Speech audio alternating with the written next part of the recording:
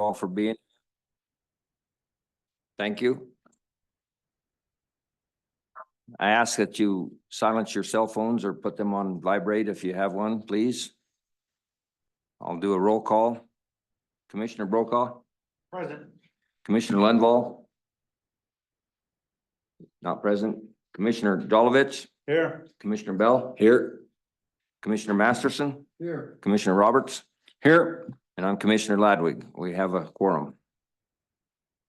So if you would like to address the public during the meeting today, there's a sign up sheet in the back. One of the helpers back there will help you. Hannah Smith or Stephanie Estelle are there and will help you fill out a blue sheet, and they'll get it to us and we can take care of your request if you'd like to speak. If you're on Zoom, you should have already signed up on Zoom. If you haven't, need to get a hold of the host and get signed up if you want to comment on Zoom. We're working through the agenda. We've got a good lengthy day ahead of us, but we're not going to be here all day this time. It's a little bit shorter meeting than usual for today, but if you'd like to address the commission, please keep your comments to the point and as short as possible. Limit your time so that everybody has a chance to comment. Thank you. Commissioners, make sure you know that you have red light on your microphone so that you can speak. Would you join me with the Pledge of Allegiance, please? I pledge allegiance to the flag of the United States of America and to the republic for which it stands, one nation, under God, indivisible, with liberty and justice for all. Thank you. The first agenda item would be Chris Barnes from the Wildlife Fund. Welcome, Chris. Mr. President. No, you just turned it off. There you go. Red, I'm good. Morning, Chris. Morning, Commissioner Jolovich. Let's try that again. Mr. President, Director, members of the commission, honored to be here today. It's always an honor to have time on your agenda, and thank you to Deputy Director Will Tanger and Tony for always being so kind in helping set this up. My name is Chris McBarnes with the Wildlife Fund. The Wildlife Fund was created by the Wyoming Game and Fish Commission and Department back in the year 2019. We are just one small representative of many NGOs across the state and nonprofits that do phenomenal work for wildlife, both from a project standpoint and an advocacy standpoint. Many of my colleagues are in this room today, and I want to commend them, especially with the legislative session going on. Very busy time, and I look up to all these individuals. I'd be remiss if I didn't start by recognizing you, Mr. President, and Commissioner Brokaw. It's hard to believe that this is your last meeting. It really, really is. I will dearly miss you both. Ralph, being an unabashed outsider from the Midwest, when I moved here, there are some people that are just Wyoming people, and you're Wyoming people. You know, I put you right there with Pete Doobie in my mind. You guys are just solid as they come. And I'll never forget, 2020 just seems like yesterday, seeing you on a Zoom call during COVID. And I was like, man, that guy's a good thinker. And I remember telling you that. So I look up to you, Ralph, and I'll miss you. Thank you for all you've done for me and the Wildlife Fund. And President Ladwig, thank you, sir. I'll never forget having that piece of pie with you at the Bucking Horse there. You and Lois really took me under your wing since the very beginning. I told you guys were my adopted grandparents. You still are. So I look up to you and I'll miss you both. The Wildlife Fund would not be here without you both. And then when we had a glitch during COVID, obviously standing up a nonprofit in a global pandemic wasn't the easiest thing in the world, and you were there for us. And I'll never forget that. So please know that. So that being said, we hope to start off your meeting in a positive note today and let you guys run wild from there. I'm going to start by turning the floor over to the program director of Wildlife for Tomorrow. You all know her well, Brianna Ball. I announced in November that Brianna was taking over this position. And I feel like we did Game and Fish a great service because we kept her around. You guys get to have her because no doubt some Fortune 500 company would have snapped her up. The one downside to this over the past month that I've learned, I think I've hired myself out of a job because I could see her doing my job literally tomorrow. So I'm going to turn it over to Brianna and to kind of set the stage to let folks know out there. Wildlife for Tomorrow is a program within the Wildlife Fund that focuses on business, tourism, and recreation throughout the state to advance our natural resources. So Brianna.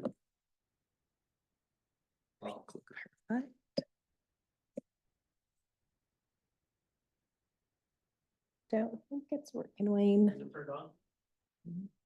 No. There you go.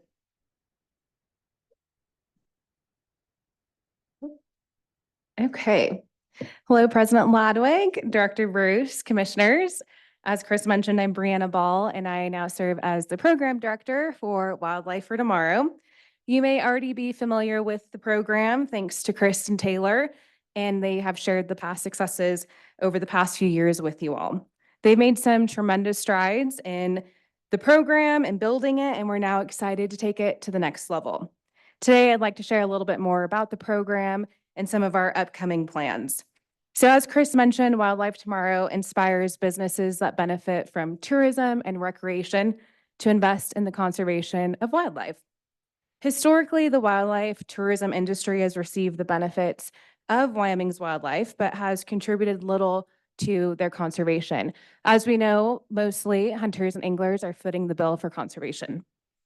Wildlife for Tomorrow is really changing this paradigm with a new funding mechanism that allows businesses that depend on wildlife and our lands here in Wyoming to contribute to a sustainable future for wildlife. Wyoming brings in thousands, actually millions of visitors each year, visitors who explore our parks, they eat in our restaurants, stay at our hotels, and of course, enjoy the amazing recreational opportunities we have here in the state. Tourism is actually the second largest sector in the state, next to energy.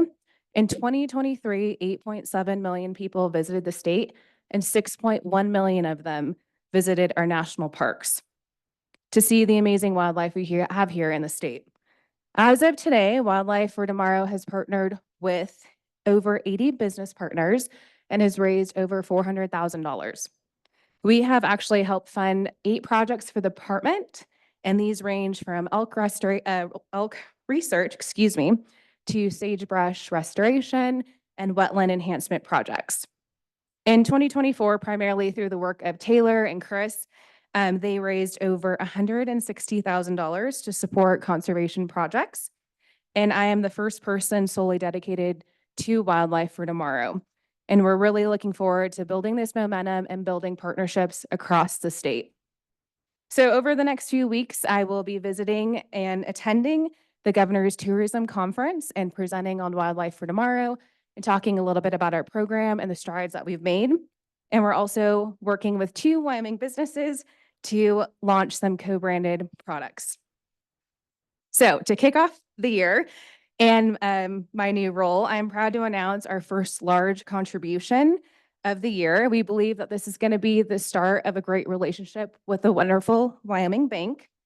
So I'd like to ask the 3 market presidents of First Interstate Bank, Richard Ewell, Steve Crow, and Matt Pope, to join me up front. And that's because they are here today to present Wildlife for Tomorrow with a contribution of $10,000, and their investment will be going to facilitate big game movement across our landscapes.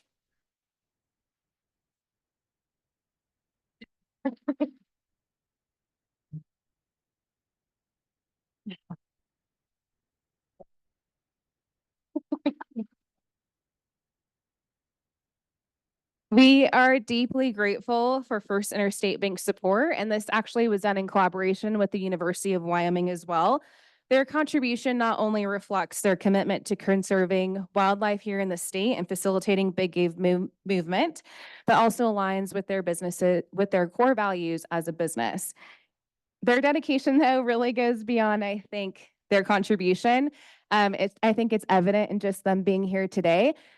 Richard visited from Jackson. Steve made the trip all the way from Sheridan, and Matt made a short trip from Cheyenne, but his presence is greatly appreciated. Would you like to say a few words? Sure. I'm not much with giving speeches, but Just want to say thank you. We're excited to be a part of the Wildlife Fund and Wildlife for Tomorrow. Met Chris on the golf course. And from that golf course experience, we started forming this partnership. And as you know, in Jackson, tourism and wildlife is a big deal. So we're excited to be a part of that. And this is just a start. We're hoping to carry this forward. So looking forward to that. Steve, Matt, anyway, thank you. I just wanted to reiterate that the Wyoming group, and the three of us represent our entire Wyoming footprint. So our volunteerism goes into this, and I am really excited. Rusty and I were speaking before the meeting, seeing the game fences next to the highways makes a big difference, and that's what we're looking forward to. So thank you for your work, Chris and Bree, and we look forward to seeing some more improvements. Thank you very much.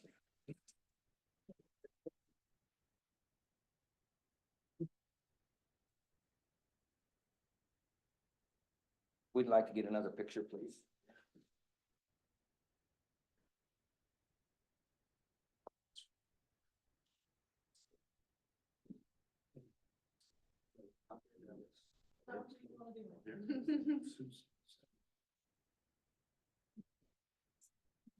Thank you.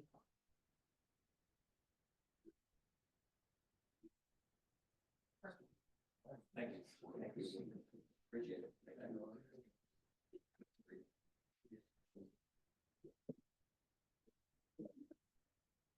Thank you, Bree, Richard, Steve, and Matt.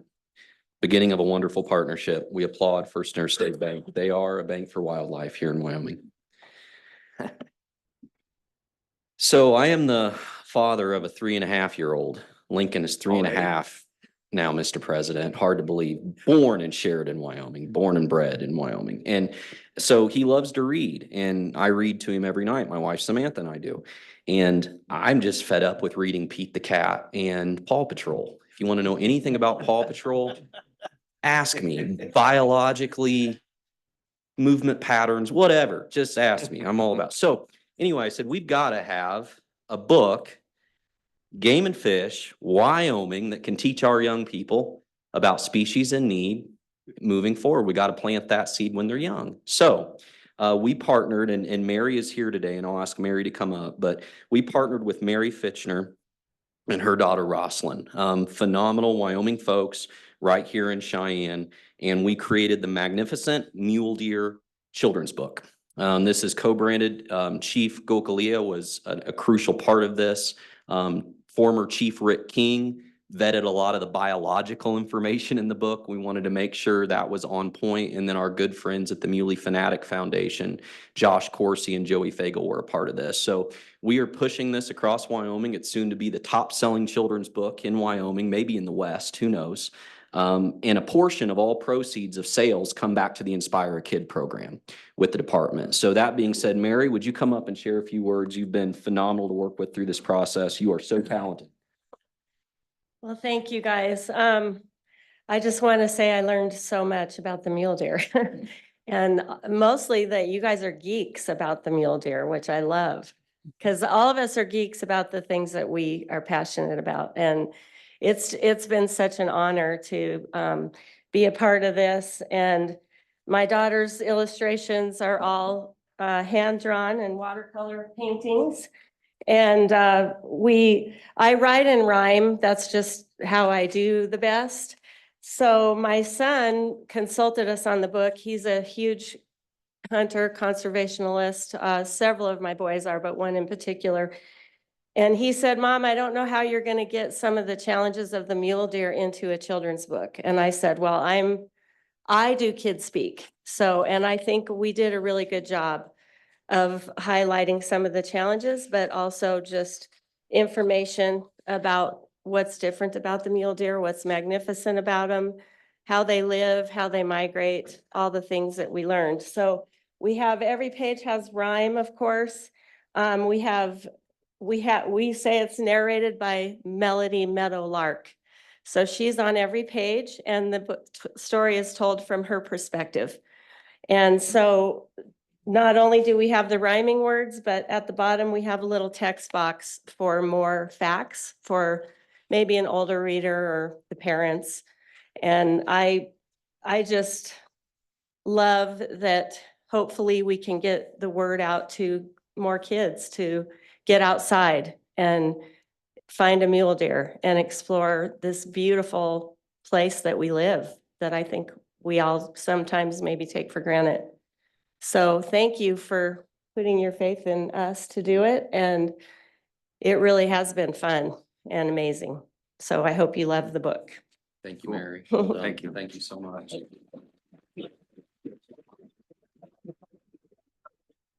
So if anyone out there is interested in getting it for their kiddo, their nephew, their grandson, their granddaughter, go to rustysremuda.com, rustysremuda.com. Yes, Commissioner.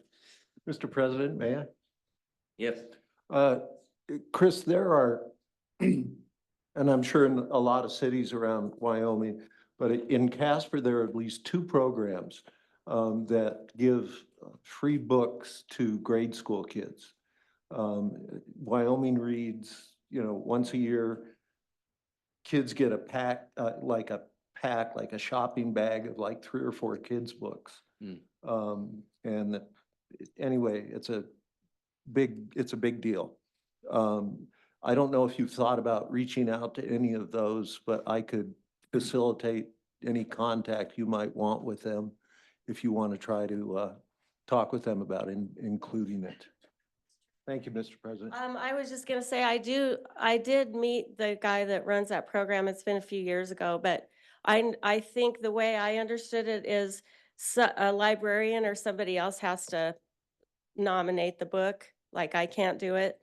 So we can look into that, but that's a great idea because not only is it really all about Wyoming, but it's a Wyoming author and illustrator. And I think that would be awesome. That's a great idea. Thank you. Mr. President, Yes. Being retired from the Natrona County Library Foundation Board, I think I can probably find a librarian or 2 if you'd like. I think So so. say the word. Let's do it. Awesome. Yeah, great idea. Thank you. Thank you, Commissioner Masterson. Absolutely. So to conclude the presentation today, I just want to give you a brief update on great progress this past year and opportunities in regards to wildlife movement and connectivity. So you all have seen this map before. This was a study commissioned by the department with Hall Sawyer and Tellander showing red desert fence exclusions for pronghorn. All of those dots on a map are pronghorn collars, and you see that big yellow block of area, several of them that completely exclude pronghorn from accessing additional habitat in the red desert. So over 100,000 acres of habitat in the red desert along I-80, completely inaccessible to pronghorn. We know that the winter of 2022 and 2023, the pronghorn red desert herd was reduced to just 4,300. The management objective by Game and Fish is 15,000. So this is a really big deal. That same study found that obviously pronghorn utilizing those extra energetic costs by going around impermeable fences more than likely contributed to high mortality in this area. So working with Amy Anderson out of the Lander office, who Amy is just wonderful, talk about a passionate Game and Fish employee. The Wildlife Fund, we worked with Amy and several partners last summer. That southwest block, we called it the North Tipton Fence Project. We converted 23 miles of that woven wire fencing into 4-strand barbless wire, working with one producer. And this is again an example of how much our producers in Wyoming love wildlife and want to do the right thing. Without our producers, we wouldn't have the wildlife that we have. So this opened up, this one fence project, 15,000 acres of habitat for pronghorn. It's one of those projects you just snap your fingers and you have new habitat for a species in need in this part of our state. We had numerous partners, the Knobloch Family Foundation, WWNRT was huge. WWNRT was huge. Of course, the Game and Fish Commission Trust, BLM, Muley Fanatic Foundation, and our friend Larry Hicks and Little Snake River Conservation District. So moving forward, here's the exciting part. Here was actually a shot from a game cam that Wyoming Game and Fish put out on this project, showing a pronghorn buck now being able to access that habitat, which is really cool to see. It's working already, obviously.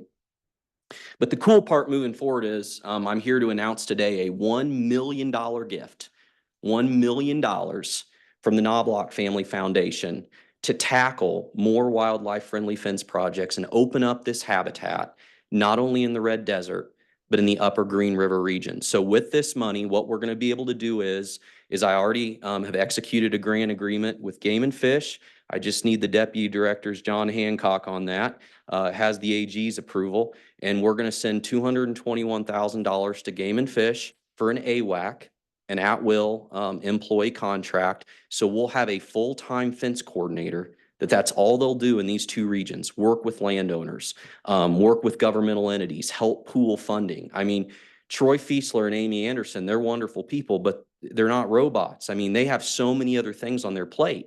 So this is going to tackle a real issue, help free up our biologists in Game and Fish to do other important work. And then the extra $790,000, the bankers in the room will tell me if I got my math wrong, will go towards projects in these two regions. Sublette County, 4,000 miles of fencing and 40% disrupts pronghorn and mule deer movement. So a huge thank you to Nicole Corfanta, the Knobloch Family Foundation. We're going to get a lot of good work done with fencing and connectivity here in the next couple of years. And we're very excited about that. And we're very grateful for Knobloch's leadership in this area. So that being said, Mr. President, Director, I conclude and stand for questions. Commissioner Brokaw? Mr. Chairman, yes, thank you. To my colleagues up here, as I'm retiring, wildlife project on scale, helping our wildlife. It wasn't 120 acres. It was 14,000 acres. And to me, that's habitat in Wyoming. And so just for future conversations, Rusty, I hope that gives you some support on your email list. So the mule deer book, freaking fantastic. I need 3 right now for some great nieces. And so you did mention where it is. Can we measure, how do we measure success with the mule deer book? So then we can do the follow-up antelope book. We can do the follow-up bighorn sheep book. I'm like, can this thing get rolling and go? I think so. And Chief Gokalea, I'm not, she has a wonderful communications plan. I think with the reach of Game and Fish that we can really get the message out about the magnificent mule deer. The chief's already brainstorming some wonderful ideas. Josh Corsi and Muley Fanatics, obviously the reach they have far surpasses what the Wildlife Fund has. We're still growing, Commissioner. We're 5 years old. But the more that we can utilize those platforms to get the word out, I think that's how we're going to sell more books. So. Mr. President. Go ahead. Chris, as far as the Knobloch Foundation, is there anything the commission can do to express appreciation to them for that grant? Would it be helpful? I don't want to get in your way. You got a good thing going. You're not in my way at all. I mean, Nicole and Steve Sharkey, they're Wyoming folks. They know you. What I'd like to do is if I could just email the commission with their email addresses. And if you'd like to drop them a note, I think that would mean a lot to them. My second question is about wildlife, about the fencing you're putting in. Do you ever get resistance from landowners about asking them if you can come in and put this fence up? And if so, what is the objection? So Director, you can probably speak to this as well. Mr. Chan, the reason this project was so turnkey was we were working with one landowner. It wasn't subrogated. We weren't working with multiple. It was one individual. What I have found personally, and again, the director can speak to this, majority of producers in Wyoming love wildlife and they want to work with you to make things better. They want to work to open up habitat, especially when you can show them the data. I mean, Hall Sawyer's research and what you all commissioned goes a long way when you put that in front of people. So I have not run into any huge obstacles, but I'm sure people would contest that and say otherwise, but that's just my experience. This fence coordinator position is going to be so important because they will have the bandwidth and time to sit down around the kitchen tables, have coffee with these individuals and put great projects together. I heard about a poll last night that came out, Rusty and I were together, that showed an approval rating of Game and Fish of over 80% in the state is what Rusty and I were told. So people think a lot of Game and Fish, people trust Game and Fish. And I think if we can get this person in, build trust between them and the landowners, we'll see more of this good work happen Director, I don't know if you want to add anything to that. Uh, Mr. President, I think you answered it very well, Chris, but just those long-term relationships that we value so much in this department that our field staff have with the landowners and building that trust over time for us to then be able to say, this is what Wyoming's wildlife needs. And then a lot of times for the landowner, this is a win-win. So they may need a fence that needs to be replaced. And so if we can replace it the right way, wildlife wins, and then and is an investment to their operation as well. So if we can demonstrate that win-win, I think we're all better. But just kudos to this project because so often we have project money for more conservation work on the ground, which is wonderful, and we all appreciate that. But to recognize the need for the capacity piece, to put a person on the ground to help our field staff, it really is a full rounded package of contribution. And so we thank Knobloch and your work for really understanding that and putting that together.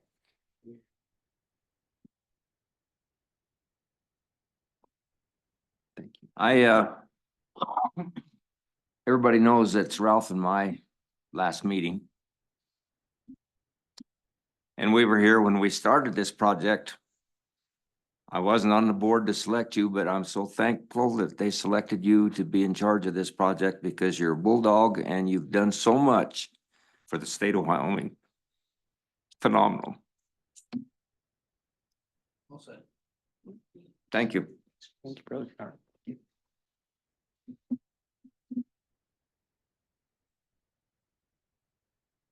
Ian Tater.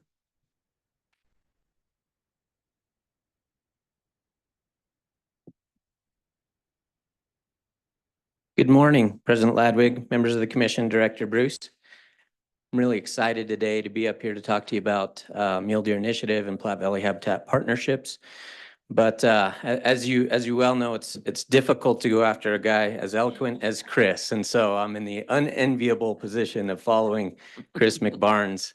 And so I'm going to do my best. And I have a lot of really great things to talk to you today about.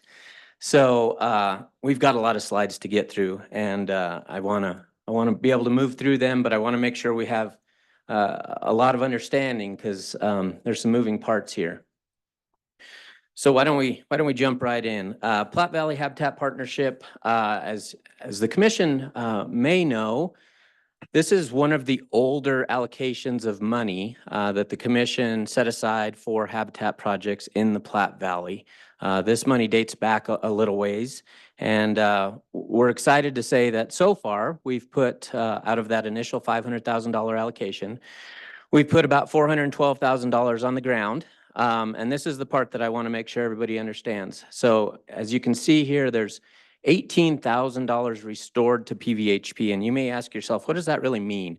So what that means is of the initial projects, some of those came in under budget. We did them, they're complete, but there was a little bit of leftover money. And so what we would like to do is roll that money right back into the pot and put it on the ground for mule deer. And so that's what that $18,000 amount is. And so when you add all of that money together, we get $106,000 available for FY25 allocation. So that's Platte Valley specific money, $106,000. Very similar work here with Mule Deer Initiative. So over the last 10 years, the commission has graciously provided $5 million. So far, we've put $4.4 million on the ground. Similar to what we just talked about, there's $24,000 where we came in under budget. Those projects are done. We want to roll that money back into the pot, which leaves $588,000 available today for the commission to allocate if you so choose. So I'm going to pause there and make sure, see if there's any questions, make sure we're very clear on that. Awesome. All right. Let's jump right in then. So Platte Valley Habitat Partnership, again, this is Platte Valley specific, so Saratoga encampment area. This first project, so again, $500,000 allocated by the commission. So far, we put 15 projects on the ground since 2015, $412,000. here are the projects that I want to talk to you today about. So Platte Valley Fences, Six Forks Aspen, and Minor Aspen. You can see where they're located on the map there. We'll start with Minor Aspen. So this is 6.5 miles southwest of encampment. The goal here is to remove conifers and to the tune of 154 acres. You can see where it's located on the map. This is in partnership with Forest Service on Forest Service lands.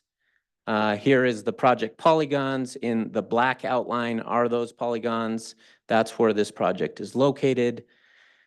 So the overview is we're going to remove some conifers from aspen communities. You guys well know that aspen are critical for mule deer, 154 acres through mechanical and/or handwork. That's the goal. That's what we're going to accomplish with this project. Who are the funding partners? On this one, we have National Fish and Wildlife Foundation, WWNRT, Rocky Mountain Elk Foundation, Governor's Big Game License. As always, we have a little bit of Game of Fish in kind to administer these projects. This is just shy of a $250,000 project, and the request to the commission today for PVHP is $37,559. Moving right along, project number 2 in the Platte Valley fence conversions. So this is 2 locations. One is 14 miles southeast of Saratoga, and the other is 3 miles southeast of encampment. The goal is to convert 5 miles of fence to wildlife-friendly specifications. And you can see where these projects are located. Interestingly, this next slide will show you how they're located in relation to migration movements here. And so that those gray polygons are areas where we have known movements of mule deer. These locations were chosen strategically to assist in those movements. We use GPS color data to identify high priority areas. This group has converted 7 to 10 miles a year and 92 miles over the last 10 years. This money will help do 5 more miles in 2025 and 2026. And so funding partners on this particular effort, National Fish and Wildlife Foundation, again, Governor's Big Game License, and then Game of Fish in kind. We're requesting $30,000 from the commission toward a $86,000 project cost.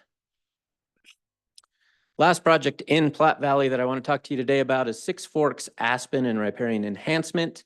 This is northeast of encampment. Our goal here is to reduce conifer encroachment on 182 acres. You can see, generally speaking, where this is located on private land just off of forest. Here's the project polygon. So the black indicates those areas where we're going to remove conifers from aspen stands. The blue, you can see they're more linear. Those are riparian corridors, where we're also going to remove those conifers. And I'll jump ahead a little bit in those blue polygons. Department personnel are going to go ahead and take care of those ones. And so keeping costs down, we're going to contract the aspen work and do the blue polygons ourselves. Again, 182 acres, handwork, mechanical removal. On this project, we've got a great relationship with the landowner. He's contributing a significant amount of funding. And in the end, in the areas where we pile, he's going to go back in and burn those. So that's a big deal for us. As you can see here, nearly $120,000 from the landowner. WWNRT, again, great partner on this one. RMEF, Governor's Big Game License. We're requesting $38,000 from the commission. Total project cost $327,000. So those are the Platte Valley Habitat Partnership projects. I'll go back over where we're at with Platte Valley. So again, we started with $87,000 that had never been allocated. We added back $18,000, gives us $106,000 that we are hoping to allocate today. The total projects today amount to $661,000. They would affect 336 acres and 5 miles of fence. Total leverage $5.23 for every commission dollar. So for every dollar that the commission puts in, there's $5.23 coming in from outside sources. That is Platte Valley Habitat Partnership. So I'm going to pause there to see if there's any questions relative to Platte Valley. Before we jump into MDI, I've got a whole suite of projects here as well. Sure, Mr. President. Question for Ian. So those five projects will use that whole $106,000? Mr. President, Commissioner Brokaw, yes, that is correct. Okay, and this Mule Deer Initiative funding, when does it expire? 25 or 26? 26, some of it, The Platte Valley specific money or all of it any together? of it, or Platte Valley specific? Let's stay with Platte Valley. Yeah, so the initial allocation for Platte Valley didn't have a specific end date. It was, Okay. but it was one allocation that was presented, and then we bring projects back. And so that money is of the two sources is a little bit older, but we would like to use it all up Use it up, today. finish it up. Yeah. Okay. Boy, it's expensive to chop up conifer, isn't it? It sure is, yes, sir. Is that similar to the work recently done in the Laramie region up White Rock where they went in and they just mowed down the evergreens? They didn't remove hardly any of it on these mowing projects? So what we just described is going to be a different treatment type than that one, although in this suite of projects, you're going to see that one come back again. Okay. Yeah. And then it looked, there was some thought to one of those treatments by Encampment, can't remember its name. It tied right into your fence project. It looked right against that same drainage. Correct. Yeah, Yes. okay. Yeah. A lot of overlap there. Yep. Yep, good.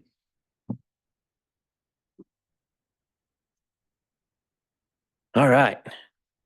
Thanks, sir. We'll move right along. Mule Deer Initiative. I'm excited to talk to you about Mule Deer Initiative projects. In addition, as we've talked about already, $5 million allocated by the commission. So grateful for that funding. So far, we've done 85 projects and put $4.4 million of the commission funding on the ground. We're going to talk in the end about how much that has been matched by others. But as of right now, that's where we're at. Here is where the current suite of projects are located. So you can see we have projects statewide focused on enhancing mule deer habitat. So why don't we jump right in with the very first one, Bates Hole Habitat Improvements. This occurs in the Bates Hole Hat 6 mule deer herd unit, 20 miles south of Casper. The goal here is twofold: modify fencing to wildlife-friendly standards and treat a whole bunch of cheatgrass, 6,000 acres of cheatgrass, 10 miles of fence. Show you on the map, generally speaking, where this is located. So south and just a hair east of Casper, here's Bates Hole. Moving right along, I wanted to show you this, couple slides here, really interesting.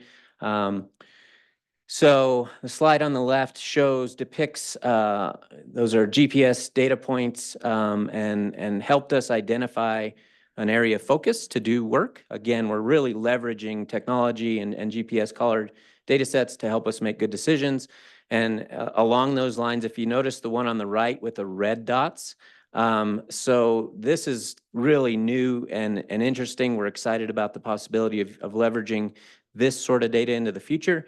So the red dots indicate bounce, and the triangles indicate back and forth, meaning that we're using collar data to identify areas in the landscape where fences are a problem.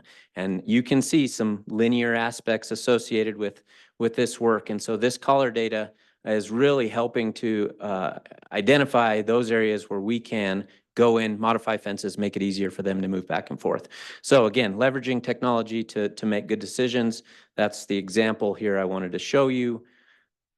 Moving forward, this is a continuation of some long-term effort that we've had in Bates Hole.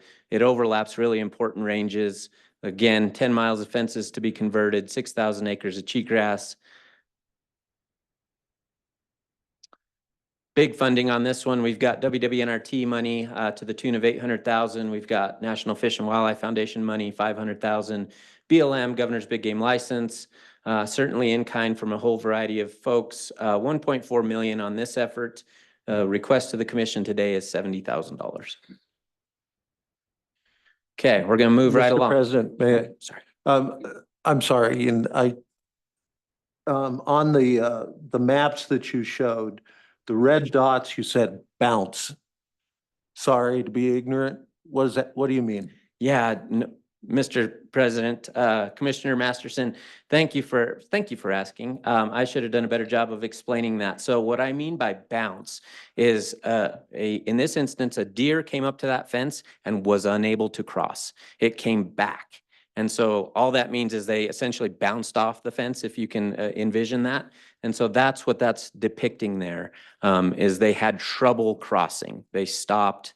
They hesitated. They spent a considerable amount of time. They were unable to just easily cross over that fence. That's what I meant.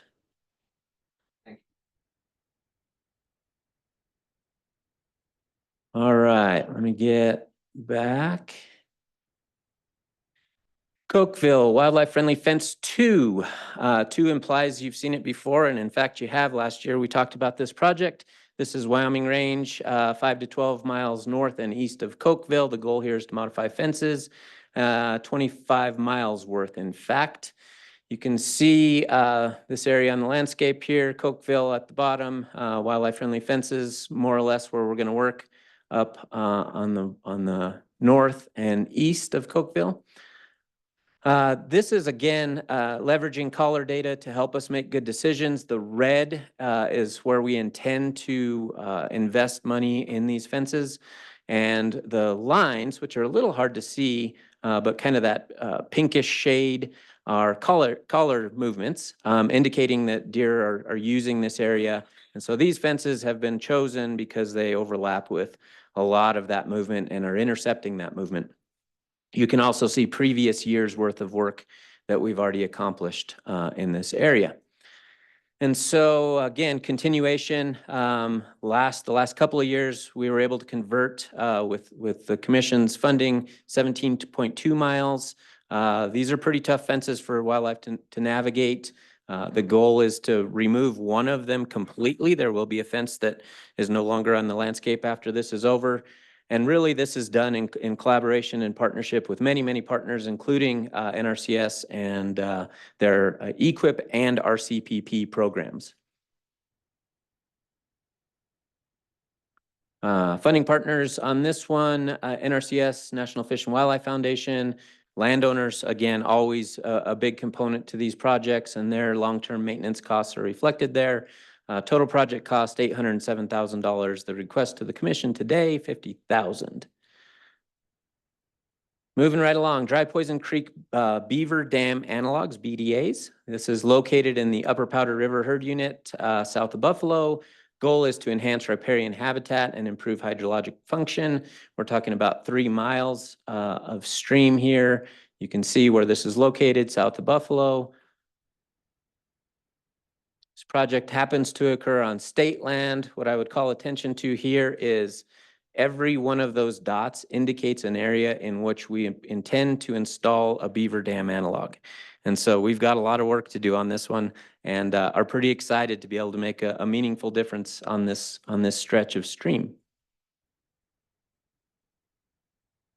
As you well know, BDAs mimic beaver dams. They improve riparian habitat by raising the water table. We're going to install 114 beaver dam analogs across 3 miles of stream. This is generally what that looks like now. Our intention is to, again, raise that water table and provide more food, cover, forage for mule deer in this instance. Funding partners on this one, WWNRT, National Wild Turkey Federation, Governor's Big Game License, and Mule Deer Foundation. Thanks to them, Game and Fish in Kind, $6,000. Total project cost, $131,000. MDI request today, $35,000. Red Canyon Habitat. Oh, sorry. Sorry, Mr. President. If I may. You may. Ian, I like the project, the Beaver Dam analogs. I like it. My question is, we had a meeting in Cody where we saw a facility to hold beavers that have been trapped awaiting relocation. So is there any thought to relocating beavers in that area at all, or are they there now? We're just helping them, or can you just comment quickly? Mr. President and Commissioner Masterson, thank you for that question. Yes, the long-term vision on every one of our riparian enhancement projects is to get that area to the point where beavers are self-sustaining. Right now, that habitat wouldn't support beavers to the level that anyone would like. And so by raising the water table, hopefully getting some more willows, possibly some other species in there, I think that is the long-term goal. So thank you. Mr. President, follow up on Commissioner Masterson's. When we do these beaver dam analogs, what precludes somebody from trapping them once we get them done?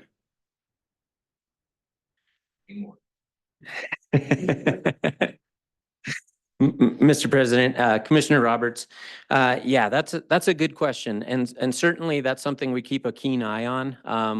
In many areas of the state, we want beavers to be able to come back and reestablish. And so through a variety of commission regulations, we're able to identify those areas where we think that trapping could hypothetically be a detriment and close those watersheds off. And so in this instance, we don't have an issue there now just because the habitat doesn't support them. But in the future, if that became an issue, we would have a mechanism to be able to address it.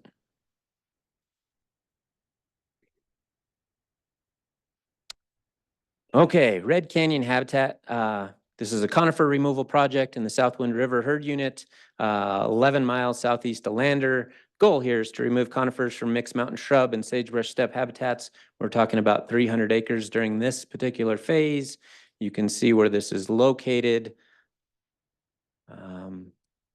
Here is project polygons. We talked about phasing. So phase 1 is the green, phase 2 is the yellow, phase 3 is a future phase there, obviously. But this is an area that we intend to work over the next several years. And so the goal is to reduce conifer encroachment. This is crucial winter range. In total, we're going to do 1,500 acres, trying to do that at a sustainable pace of about 300 acres per year. This is difficult work and costly. And so funding partners on this one, BLM, WWNRT, Governor's Big Game License, RMEF. We're requesting $80,000 from the commission today. Total project cost $265,000. Moving up to Cody, Sage Creek Riparian Restoration. This is Graybull River, Shoshone River on Sage Creek itself. The goal is to control Russian olive, establish riparian plants, create habitat for beaver and obviously mule deer. This is 5 miles in total that we intend to rehabilitate on Sage Creek in partnership with some great landowners. You can see here, generally speaking, where this is located. Yeah, we're going to go in, remove Russian olives, reestablish cottonwoods, willows, raise the water table. We're also going to protect some of these investments with some steel jack fencing just to make sure we get them established correctly.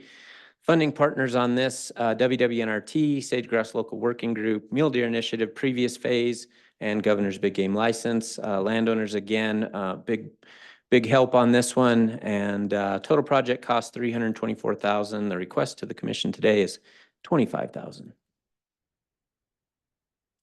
Snowy range mastication. So Commissioner Brokaw, you talked about this one earlier. This is a continuation of that work in the Sheep Mountain Herd Unit. This will occur both on the WIC WHMA and on Forest Service lands.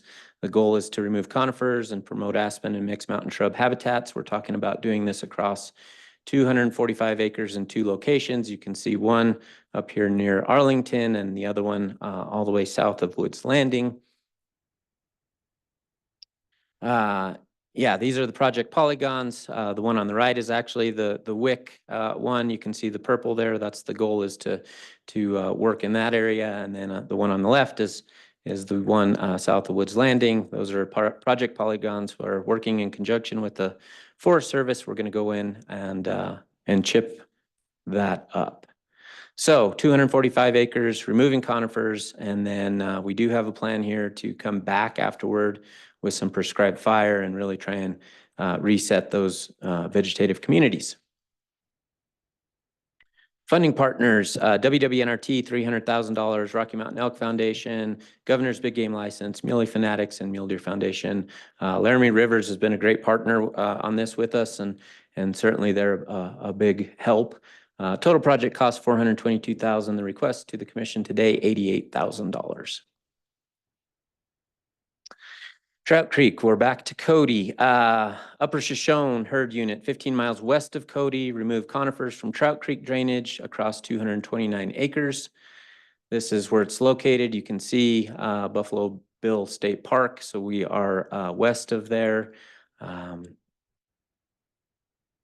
This is generally what we're talking about, removing conifers from within these riparian habitats and aspen habitats. The long linear yellow streak there, that is Trout Creek itself. We're going to remove conifers within that. And then the area off to the upper right is aspen and riparian habitats. And so the goal here is to remove those conifers. 229 acres, going to pile and burn those at a later date, but just getting them knocked down for now. We've got good funding partners on this one as well, WWNRT, BLM, the forest up there. The landowners are a big help on this one. Long list of partners, $231,000, $40,000 request to the commission. Okay, coming all the way back down south to Bags. So this particular project area is north and east of Bags, 5,300 acres. The goal is to treat shrubs, juniper, and aspen communities. This is in coordination and partnership with Little Snake Conservation District. You can see generally where this is located along Highway 70 there. Many different project polygons indicating different actions on the landscape. This is truly a landscape level project, and it's starting to make a meaningful difference. You can also see here how that overlaps with some of our known migration corridors. And again, really trying to enhance those habitats for the benefit of mule deer. So what are we doing? We're going to treat juniper, timber stand improvements, do some fuel breaks, aspen and mixed mountain shrub treatments, a lot of mastication of junipers. We're removing those conifers to stimulate aspen. We're mowing some shrub communities to reset their age classes. And so how are we paying for this?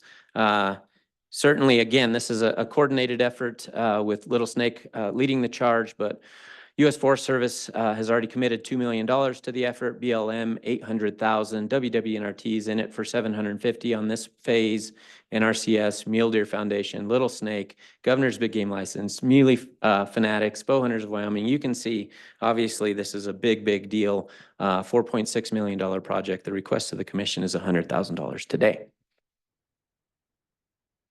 Okay, we're getting close. Western Wyoming invasive annual grass. So this is both the sublet and Wyoming Range herd units. Lincoln County, we're talking about 20,000 acres. That's landscape scale again. That's always been the goal, is to work toward that. We are definitely there. 3 project areas here. One is obviously south and a little east of Alpine. One is north of Cokeville, and then again outside of LaBarge. You can see here those project polygons coming right up.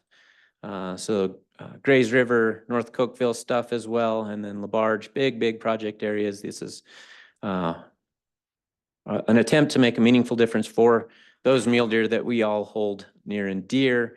Part of a multi-county effort to treat more than 50,000 acres of invasive annual grasses. We're going to try and get this done in 2025. We're really excited about that. And this is going to occur on critical transition and stopover areas for migrating mule deer.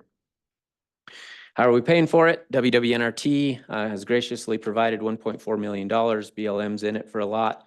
NIFWIF as well. $2.4 million project. The request to the commission today is $100,000.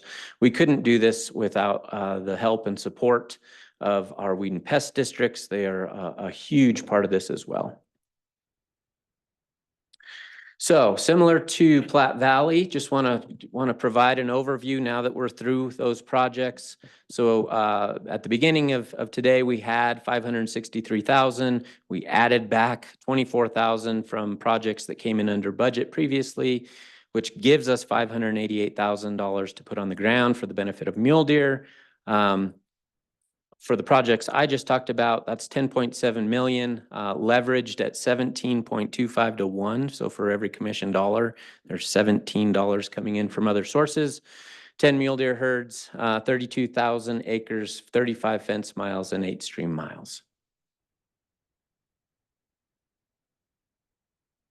So really, I just want to take this opportunity to thank each of you for your efforts over the years. This has been a tremendous lift for mule deer in Wyoming, and we couldn't have done it without your support. We're very grateful for that, and just really want to acknowledge each and every one of you and what you've been able to accomplish by graciously providing this funding for our folks to be able to put it on the ground. And so a little bit about accomplishments. If we add in what we're talking about today, we've affected 18 mule deer herds. We've improved nearly 200,000 acres and 169 fence miles and 5 stream miles. And when you add all of that up, to date, prior to today's allocation, if you guys approve, we've put $32 million on the ground. If you add in today's allocation, that's $36 million. All of that over time, over a 10-year period, has been leveraged 7 to 1. So for every commission dollar, we've brought in $7 from the outside. And so just really want to thank you guys for giving us this opportunity to do this. And we're really excited to talk to you about these projects and bring them forward. So for that, and with that, I will stand for questions. Commissioner Brokaw? Yeah, thanks, Mr. President. And so going through the meetings, the department maybe is just completed, going around our communities, talking to our sports people about mule deer and their satisfaction rate. And they're unsatisfied overall. How do we connect the dots now and show that this 5 million has helped? Do we have that data? Are we going to be able to get that data? One thing I've learned on the commission is the Wyoming resident, any sportsman, they want instant results. Like, we did this and there should be more deer this fall. But biologically, it doesn't happen that fast. It's almost generational. So how do we keep the money flowing, measure our success, and continue that investment? You know what I'm trying to get to? I sure do.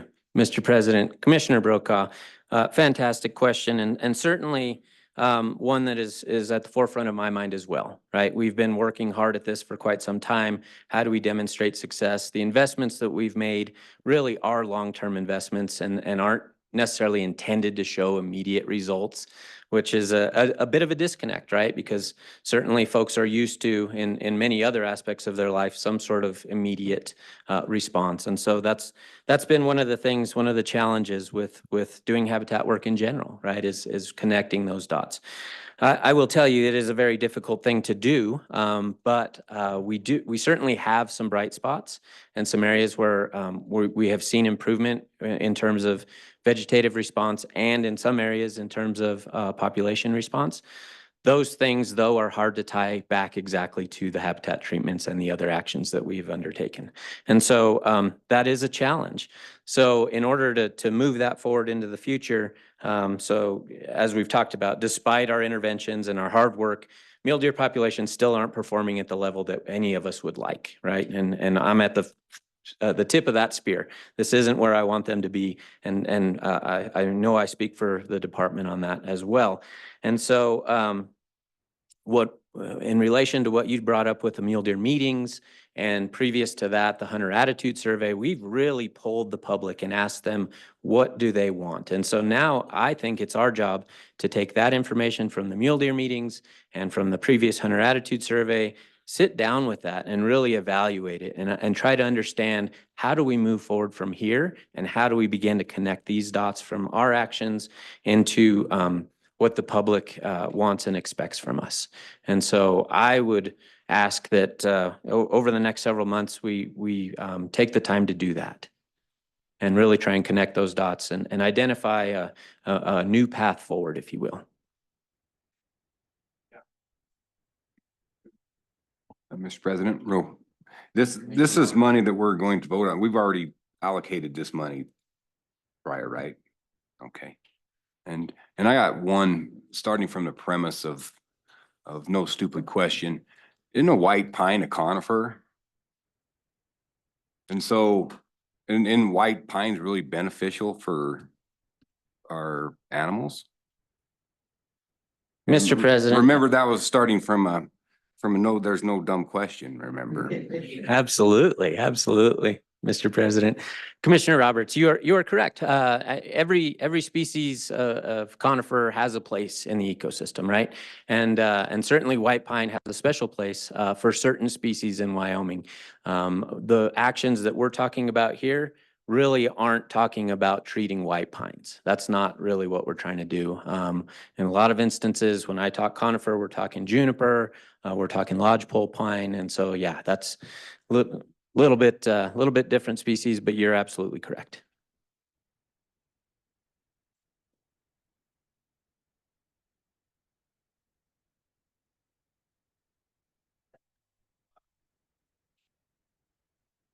Before we get into motion, I have a little bit of a thing that I've been beating on for 6 years. And I noticed on one of your original first slides that the district that I represent, we can't seem to get any habitat work done there. And I'm wondering why. The northeast corner of Wyoming raises mule deer, raises whitetails, and we have habitat problems too. How do we work, and how can I tell the new commissioner that'll be coming in from that district how to keep beating this drum? Mr. President, thank you for that question. Certainly, we have areas on the landscape that are haven't gotten the attention that maybe they should have, right? And you're highlighting a good example of that. We have done some habitat work in Northeast Wyoming, but certainly not enough, right? And so how do we begin to change that? Well, part of the challenge is really outreach to landowners. Because Northeast Wyoming is predominantly private land, it takes that interaction, that long-term investment, creating those relationships in such a way that we can make a difference. And so we've been working on that for quite some time. But the reality is we have more work to do. And what we learned from some of our mule deer conversations, mule deer meetings, is people want us to come and work in new places too. And that's a good example. And so how we begin to do that, I can't yet tell you, but know that it's on our radar. Okay, thank you. Okay, is there any further discussion on this matter? Is there a motion to approve or disapprove or? Sure, Mr. President, you want to just move them all in a package deal? I think we just, I move to accept all the mule deer projects as presented by Ian today. Second. Rusty Bell. Any further discussion? What a super presentation. It's amazing what kind of money it does take, but we'll have a vote. All in favor? Aye. Opposed? Motion's passed. Thank you so Thank you. much. Thank you, thank you. Mr. President, Yes, Ian, you thank us, and I appreciate that. But thank you guys. You're the ones out there doing the work, You bet. and can't express our appreciation enough for the dedication and the hard work that you guys are doing. Thank you. Thank you, sir. We really appreciate that. And the team of habitat biologists and folks on the ground really appreciate that as well. Thank you. thank you. Thank you. Deputy Chief Benfit.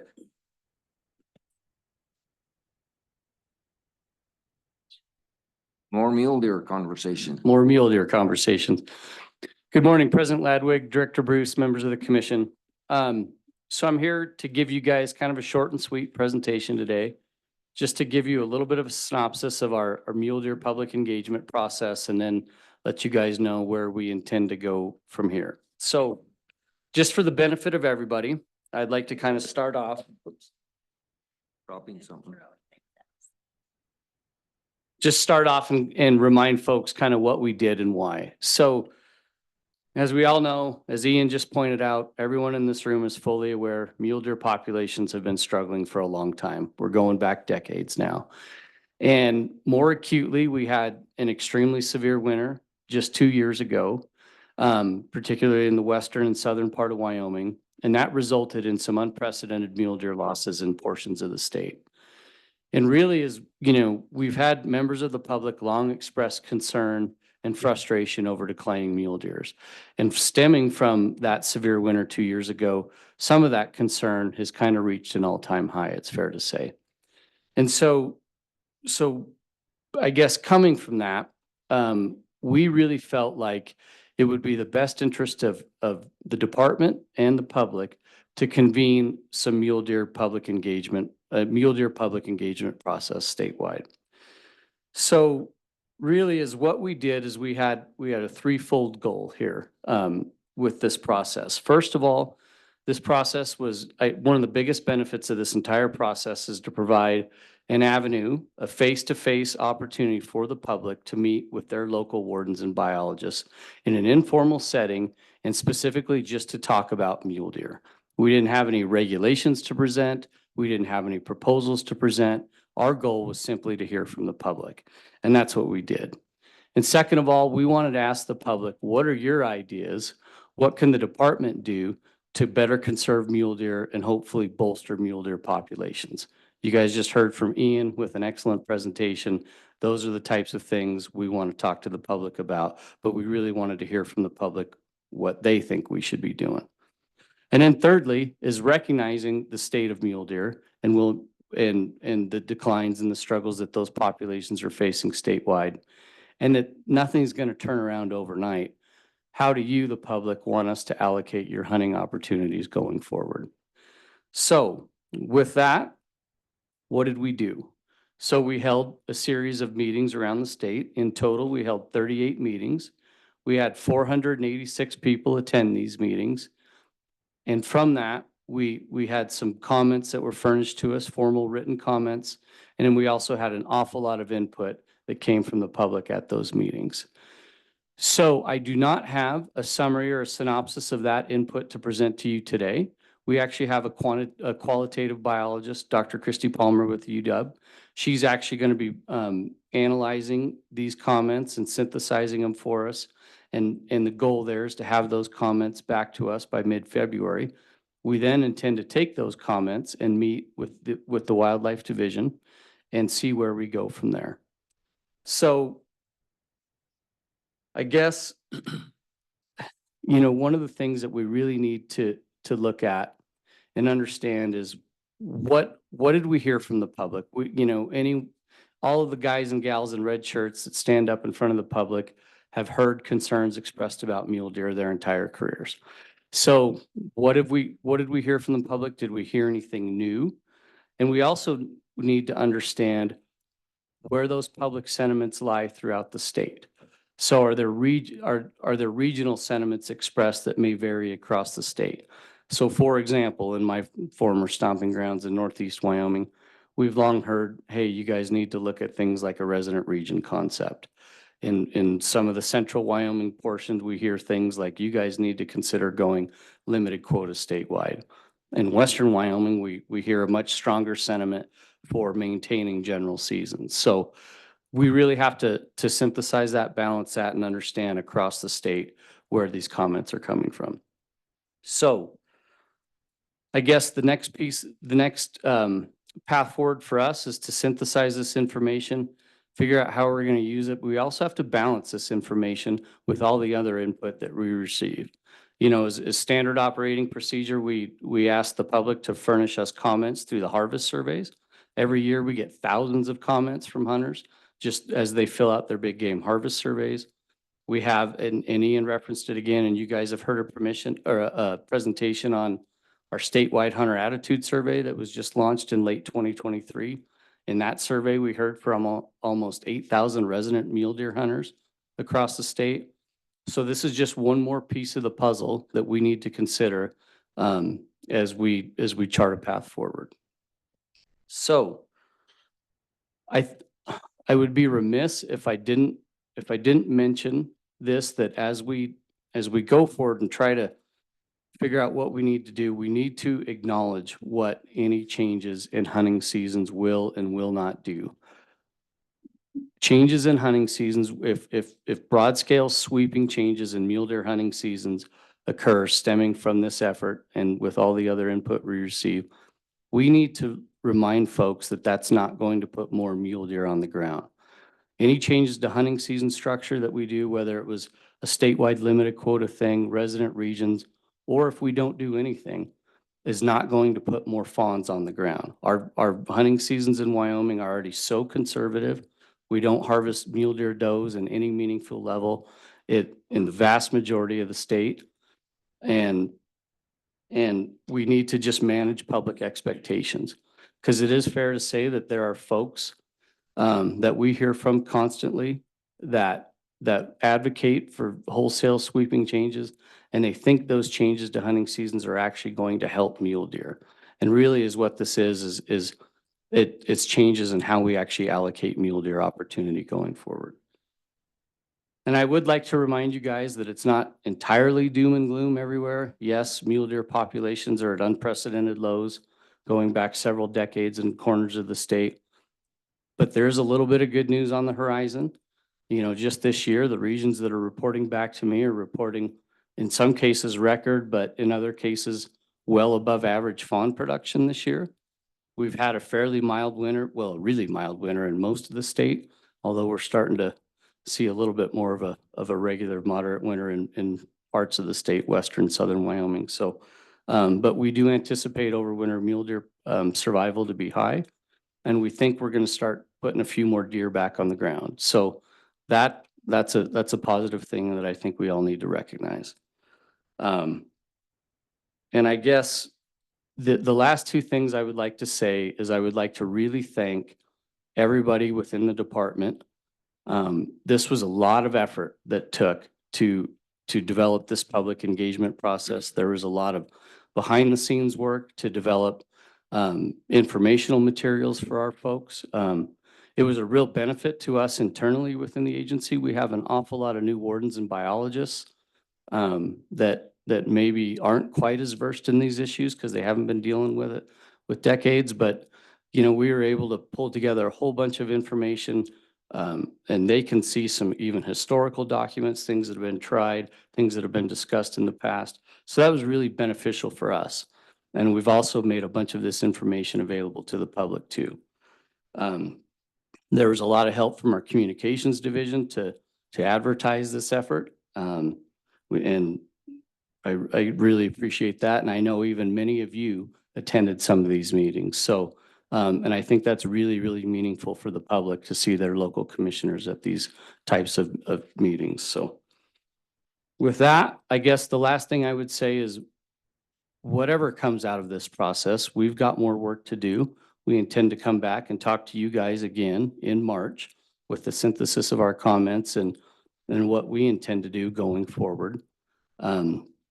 Regardless, we need to close this feedback loop with the public.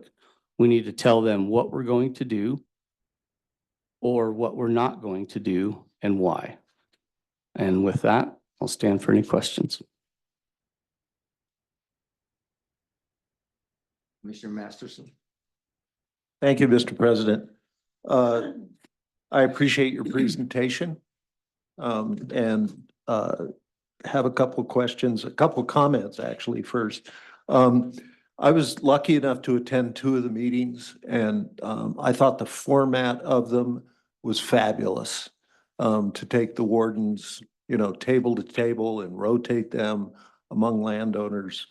I thought that was a great idea, as opposed to showing them a PowerPoint and asking if they had any questions. It was a great way to do it.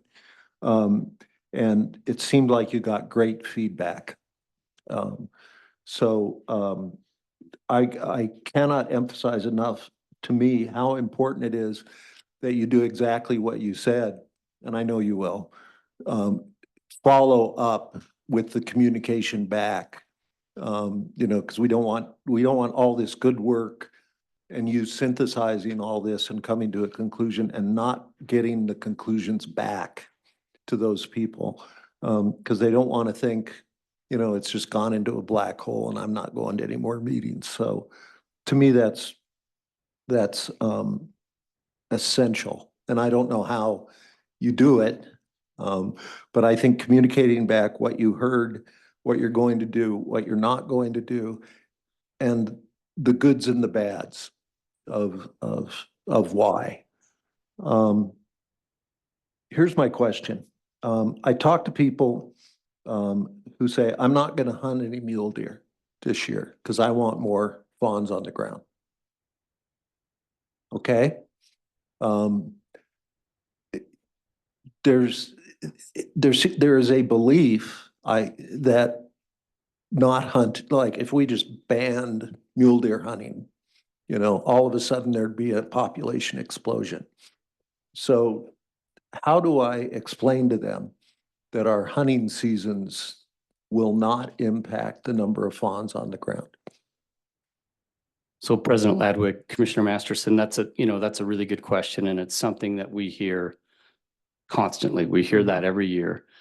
And we always need to take the time to sit down and really visit with the public that expresses that, because it is a very common sentiment expressed. And the reality is our seasons are very, very conservative. So, when we're only harvesting males, we also, when we collect our sex and age composition data, part of that is how many bucks do we have for every 100 does? And we do not have any herds in the entire state, nor ever have for decades now, where we've had buck ratios so low that it actually impacts the productivity of a herd, meaning there's not enough bucks available after the season to breed females.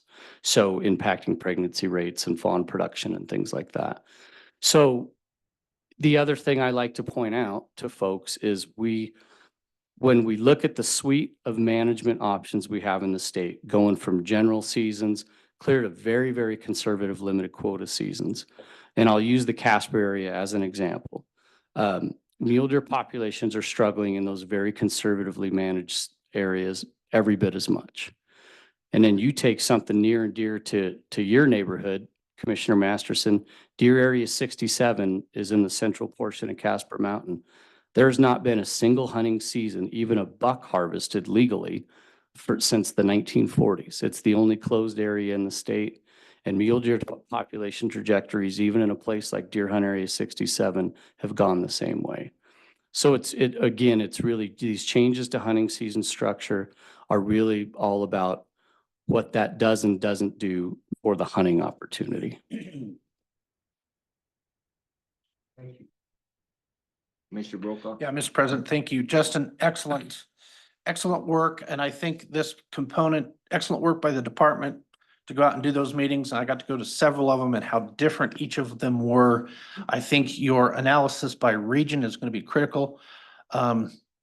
Because it's certainly different impacts in different areas. But what you said that stuck with me is managing hunter expectations. And so we conserve wildlife. We've done really well on that. Our second part is serving people. And what I learned at those meetings was their expectations and how easy in the bags meeting to meet their expectations. They got 3 areas they open up on consecutive Saturdays, and their complaints overcrowding. Well, they're all general hunt areas, and so the mob just goes like this. You can see that. So I would ask the commission to really give some thoughtful consideration when you're doing season settings. I wasn't smart enough to catch on to this, but sometimes we get hung up on 100 licenses, 125 licenses, 75 licenses. And that's our discussion, when really that's not really what's going to help the overall satisfaction or hunter participation rate. I think sometimes we have to look at how we manage the people, maybe more so than we've been managing the wildlife, especially on mule deer and expectations. That's what finally clicked with me, and I won't get to be here and participate with the level I could have. But that was a low hanging fruit for the commission to go grab and really make an impact to those public. And I think your sentiment's just straight on. Manage those hunters' expectations. Boom. That's a great way to look at it. President Ladwig, Commissioner Brokaw, thanks for that. It's certainly it's just a really delicate balancing act we have to deal with, because we still continue, and even through this process, and even some email correspondence I've gotten just of late from folks that attended those meetings that have wanted to convey their concerns. And we hear from folks that, hey, You guys need to follow the science. You guys are sitting here telling us that general license seasons, for example, are not the cause of mule deer declines. So you guys need to stay the course and don't take away that opportunity from us. But then we also have to balance that with folks that do come and talk to us. You know, here we have almost 8,000 folks that participated in the Hunter Attitude Survey, and really at the end of the day expressed majority support for our current management framework, which is a balance between limited quota and general opportunities and that sort of thing. Well, we have to balance that with those folks that do have enough concern, that take the time out of their day, that come talk to us in person. And sometimes those folks tend to lean a little bit more towards advocating for change. And so it's always a delicate balance for us to try to achieve. And I guess with that, we still need to explain to them the trade-offs of any of those decisions. Yeah, you're exactly right. That education component is critical because, you know, at one meeting, by golly, they wanted massive change, massive hunter structure change. And go over the mountain and they're like, ooh, we almost wish we could backpedal from how drastic we changed. And it was just interesting to watch that. And so, yeah, education on this is how we do it and why. And if you change it, this is what's going to happen, I think will be critical to your success moving forward. I agree. Mr. President. Commissioner Roberts. I would like to see us as a commission streamline it for the department a little bit on this. I think, is there any way we can get more of a direction for what we're looking for from the department with all this information? And can we, I don't want to say condense it, but more like streamline it? I know that there's a whole bunch of comments, but I would like to see, I think it would be the best interest if we collectively as a commission gave them more of a directive for the department. This is specifically what we're looking at, so they don't spend all their time looking at something that maybe we're not interested in. And I don't know, maybe Commissioner Bell, you know, or somebody can say, you know, these are the three things, you know, give us 3 ideas or give us 4 ideas or whatever we need to do. Because I'm afraid that if we don't, we're gonna just muddy the water again. So I would like, we want solutions. We want something. If the best solution is no solution, we want to know it, you know, and if the best solution is we can move this a little bit or move that a little bit, I want to know it, but I don't want them to burn all of their time and effort if we're just gonna, you know, blow by that and not be a concern to the commission itself. So I don't know if it's possible to, or maybe Commissioner Bell will weigh in because he's pretty good at this and I that'd be get helpful. 3 things, that's like rubbing a bottle here. I want a lot more mule deer in all of the state and all of Western United States. That'd be great. Pressure's on here. Yeah, Mr. President, I think that's a great question. I mean, to give you guys direction, but I think taking the public's comments and especially at these meetings when we have mule deer meetings and listen to people and hunter satisfaction, like Commissioner Brokaw said, is critical. Does that mean some areas they want less hunters, and that means, you know, that's more somewhat pushes towards a limited quota ask? And I mean, I'm not sure, but I think that's something that we should look at, and that we should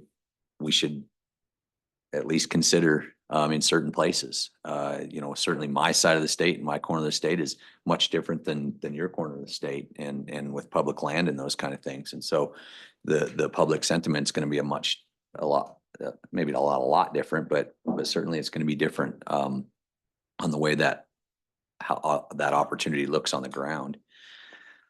I also think there's some things that I hope we continue to research and find ways to do. And I know that, and I appreciate the department's, you know, as we've cut and really cut back on mule deer doe harvest, that hopefully we can find a really good, viable live CWD test. I think that gives us an opportunity to take some deer that might be in a you know, an alfalfa field in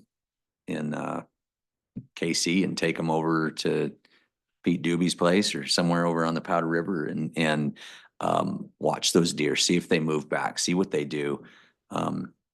Collar those, do some more research in that sense. And that's a little bit more thinking outside of the box, something that it's uncomfortable to do. I understand that. And I understand why, but, a lot of the things management wise that we've tried and we're doing, and all of the habitat things, we're just scratching the surface on that, and we're going to continue to fund that. And that's awesome. We need to continue to do that, but still not, it still seems to be that our populations, even though we're having some bumps and we're getting some good news, it just seems like it continues to just have this gradual decline. And we keep saying it's death by 1,000 cuts. I mean, mule deer just seem like they are getting the raw end of all the sticks, and so, I think the department's doing a good job in really thinking about what can we do and how can we do it, and listening to the public, but certainly not a magic. There's not a magic pill for this. And it's not the same all over the state. So, I mean, I appreciate that we have these conversations and we continue to keep mule deer, at the top, because I think that's key. And, trying to cut down on some of our elk populations, and we're working hard on that. And it's not easy either. So all of these things I think are going to continue to help. But I don't know if that helps give you guys direction, but I think those are some of the things that I'd like to continue to see happen. And I think we're working on those. So. Yeah, President Ladwig, Commissioner Bell, thanks for that. I certainly took some notes there. I'd like to add, I've been on the Animal Damage Management Board for the state of Wyoming for 2 years now.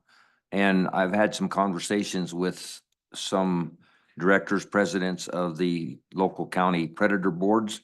And I've also issued them for a couple of years a commissioner license so they could raise some funding. And the ADMB, I believe it was 2 years ago, we made the rule that if they got extra money, which is commissioner license sales would be an extra money, that did not affect their budget.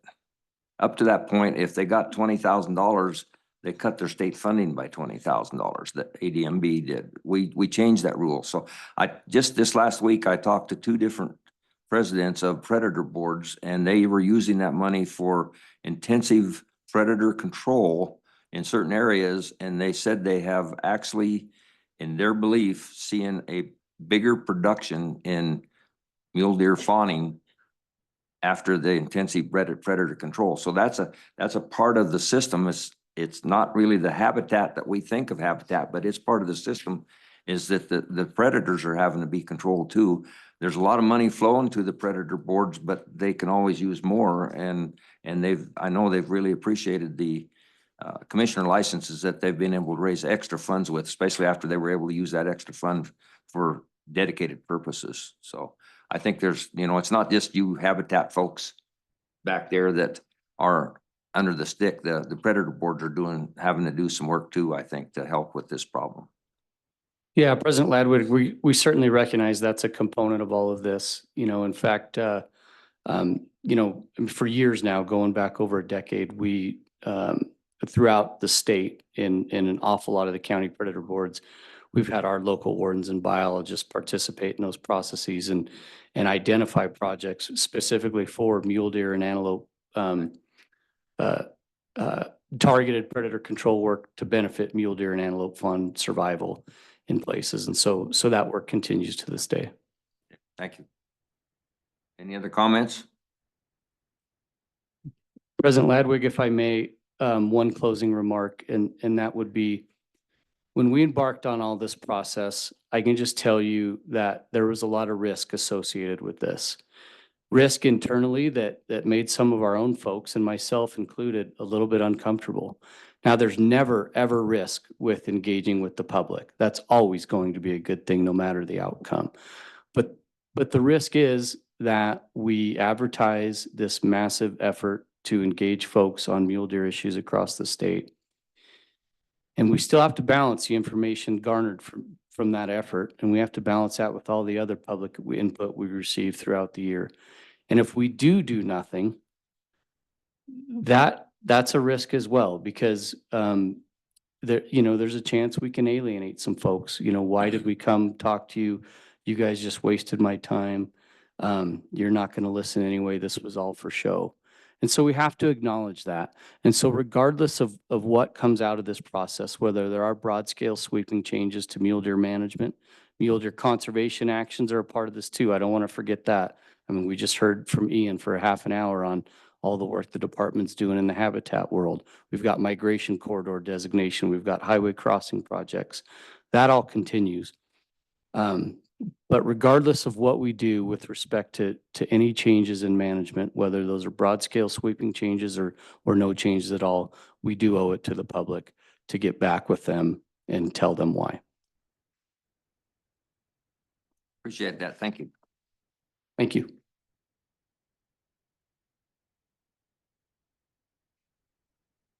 Good morning, President Ludwig. Commissioner Moulton. Good morning, President Ludwig, Director Bruce, members of the commission.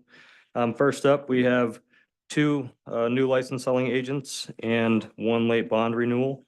New agents, we've got Triple JL Companies doing business as Alpine Standard, Chevron, and Alpine, Wyoming. There's currently 4 agents in Alpine with a total sales in 2024 of $219,000, $219,533. And then we've got Hauser Hardware, LLC in Guernsey, Wyoming. There's only one other agent in Guernsey, with total sales in 2024 of $19,360. The late bond renewal is from the Wagner Chevron Food Mart in Diamondville, Wyoming. Per statute, those bond payments are due, on or before December 1st of the preceding year. They didn't make it. This store's sales in 2024 totaled $14,522.50. With that, the department recommends the commission to vote to approve the new Alpine Standard Chevron license in Alpine, the new Hauser Hardware license in Guernsey, and the late bond renewal of Wagner Chevron Food Mart in Diamondville. And with that, I'll stand for any questions. Questions? Mr. President, I would move to approve the 2 new license selling agents and the 1 late bond renewal. Second. I'd second.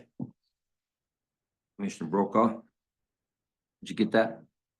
Been moved and seconded to approve the above conditions. Is there any further discussion? Mr. President, I have a question for Josh.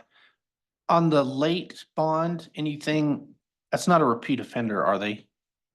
I mean, I say that gently, but the name Wagner, I was trying to go through it real fast. It rung a bell. President Ludwig, Commissioner Brokaw, no, to my knowledge, they're not a repeat offender on this. I would need to go back through previous years' commission notes to verify that 100%. Okay, very good. I'm still rising in favor of the motion. Any further discussion? Commissioner Bell? All in favor? Aye. Opposed? Motion passed. Thank you. Before you go on to the next one, I'd like to ask, I understand that the marina at Lendo has burnt. Is there any word from them about, because they're a licensed selling agent, is there any word from them about their capabilities or anything? Mr. President, no, I haven't spoke with them. Last I heard, they did want to get up and going again once they got everything, you know, their building and all that, but, yeah, I think they were just really dealing with bigger issue of really their whole livelihood kind of having burnt up. So, and we haven't heard from them, as far as what their plans are for this summer. Okay,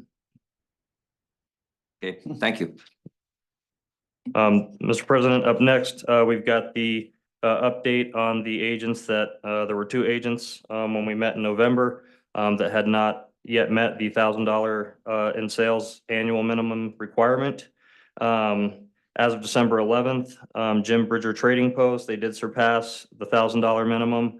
They ended the year with $1,009 in sales. And National Bighorn Sheep Center did not meet the $1,000 annual minimum requirement. They ended the year with $571 in sales. Fiscal impact to the department, cancellation of the National Bighorn Center, would result in approximately loss of, 2023 sales were $1,167. And then again, as I mentioned, 2024 sales were $571. With that, the department recommends the commission vote to cancel, National Bighorn Sheep Center, as they did not meet the minimum sales requirement as stated in Wyoming statute 231701. And with that, I'll stand for any questions. Any questions? Mr. President, for Josh, there's other licensed selling agents in Du Bois, isn't there? Mr. President, Commissioner Brokaw, yes. Yeah, okay. Josh, I would like to read a letter, a transmission I said at the last meeting that I would talk to the folks at the Bighorn Sheep Center. Amanda Verheel is the director up there, executive director. She sent me an email that said, thanks for reaching out. We love having the selling kiosk at the center. We certainly plan to do more advertising to get our sales up for this year. We have a variety of outdoor enthusiasts who visit the center on a regular basis. We just became the visitor center of Du Bois. And she is working to spread awareness of their kiosk. You know, I think we own that building. We own that facility. I would kind of speak for continuing them on as a selling agent. That's just my input on it. Any other discussion? Mr. President, I took a real quick look at the statute on licensing, and Josh, you swim in that, and I just took a quick dip. But I don't see in that statute that it is mandatory that the commission revoke a licensed dealer who does not meet $1,000. Do I read that correctly? Mr. President, Commissioner Masterson, that's correct. It does not explicitly state anything about commission purview on revocation. Right. Yeah, it just simply states the minimum sales requirement and then their ability to renew or not renew based on meeting that. Okay, and then at the last meeting, Commissioner Roberts also noted that we own the building and we're providing a service there. And that combined with the communication our president had with the director up there, I would agree. I would be in favor of not revoking that particular license for those extraordinary circumstances. Commissioner Bell, our Brokaw. Happy Commissioner I Bell. was looking over here. Man, I could be younger and fit. Wow. Josh, I know it costs us a little over $2,000 to set up the electronics to be an LSA. What's our annual cost to maintain that LSA in that facility? Would you know? President Ladwig, Commissioner Brokaw, I don't have the annual maintenance figure because it really just depends on you know, how much they sell, how much printer paper they're using, if they're having any IT issues, how much they're calling in and using that resource there at the help desk. So it's a little difficult to quantify an annual cost per agent, but the initial setup, yeah, we've got quantified at $2,400 Yeah. for the printer, the terminal, and the time to get all that set up. Yeah. Well, I appreciate the emotional sentiment to retain the LSA, but from a business standpoint, I just want to make sure it makes sense. And if I may, I do know when I was visiting the center right after the November meeting, they informed me they had just received the new updated terminal just prior to that. So they have the most updated equipment at this time, but it's already there. So. Commissioner Bell? Yeah, Mr. President, Josh, I was wondering, do we ever have private license, private businesses that sell licenses? Do they ever complain or say anything about a public entity selling licenses that competes with their business? I'm just curious if we get that ever. President Ladwig, Commissioner Bell, I've not personally heard that. I don't know if at the warden level, they're out there kind of on the ground with some of them, interacting with them a little more personally than we sometimes do. I've not heard that. It's been some internal discussion as to, that topic. And, essentially that it's not really, our duty to kind of manage the market, if you will, and manage their competition. Yeah, I was just curious if we ever hear that. I haven't ever heard it. I'm just curious. Okay, thanks. Any further discussion? No, Mr. President, no discussion, but a motion has to be in the affirmative, so I will make the motion in the affirmative. I move to accept the department's recommendation on the cancellation of the center's LSA. Your second?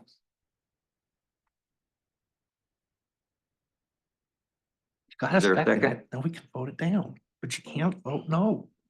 I'll second. I'll second. Motion's been made and seconded to approve the discontinuing of the center.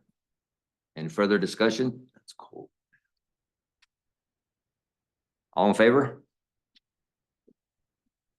Opposed? Aye. The motion has been opposed. I'm sorry, Mr. President. My last time out, I had to pull a little Robert rule on you. You can't make a negative motion, so we had to make the motion in the affirmative of the department's position. okay, so I'm teaching my younger colleagues. thank you. Commissioner Masterson, you look like you're ready to say something. I would move, the renewal of the Jim Bridger Trading Post. Yeah.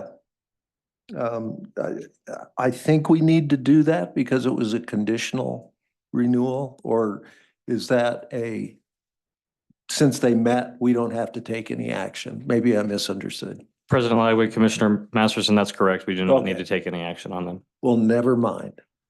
So we're set on this situation then. Thank you. Both of them will be continuing to sell licenses. Good. Okay, thank you very much.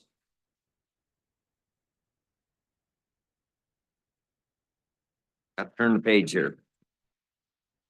We're gonna hear a presentation on the Downer Bird Farm update, I think. President Ladwig, Commission, Director Bruce. Yes, our next presentation is on the Downer Bird Farm. I'd like to introduce Ben Milner, although I don't know that he needs an introduction. He's been around a long time. He's the Downer Bird Farm coordinator. And I just have to tell you, he allowed me to come out to the Downer Bird Farm a couple of years ago, and he really does have a cool job. So anyway, I'll turn it over to Ben. Thank you. Welcome. Thank you. President Lagwood, members of the commission, Director Bruce. My name is Ben Milner. I've been the coordinator at the Downer Bird Farm.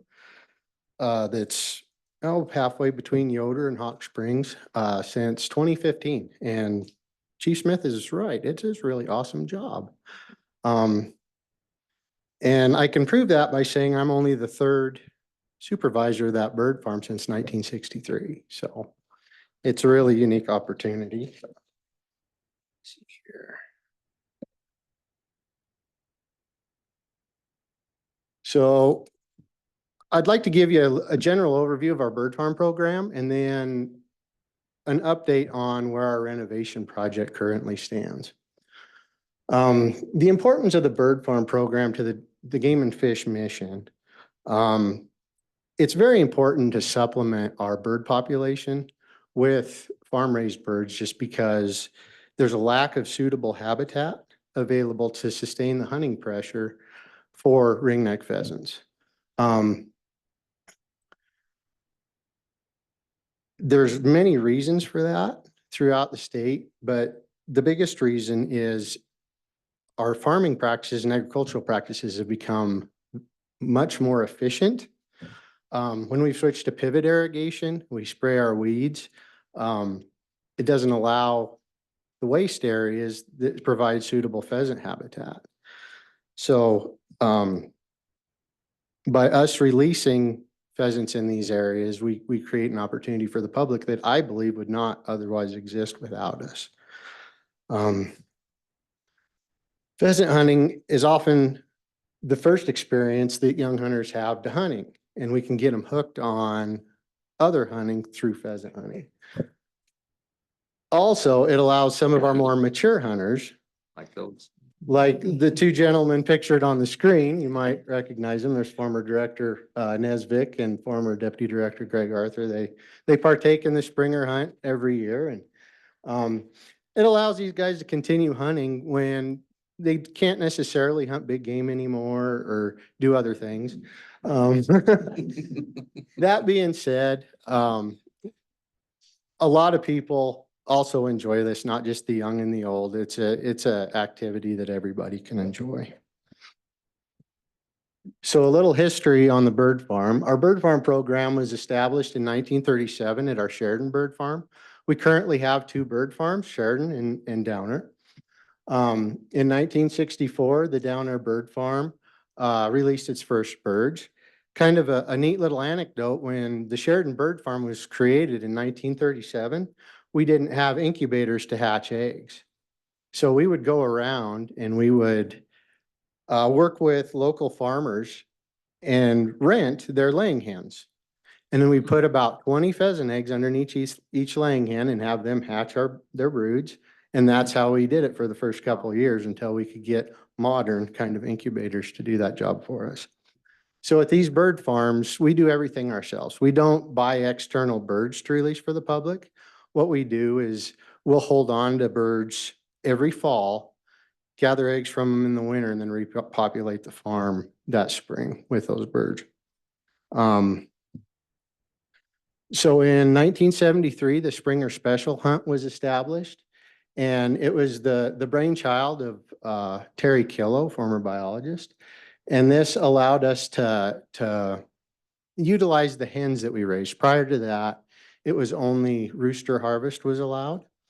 So the hens would be released out into our habitat areas and suitable habitat after the pheasant season was over in an attempt to establish pheasant populations in those areas.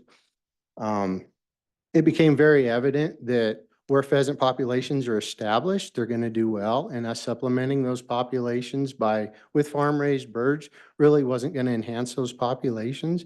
So we've turned into more of a put and take type of hunting than a population establishment kind of practice.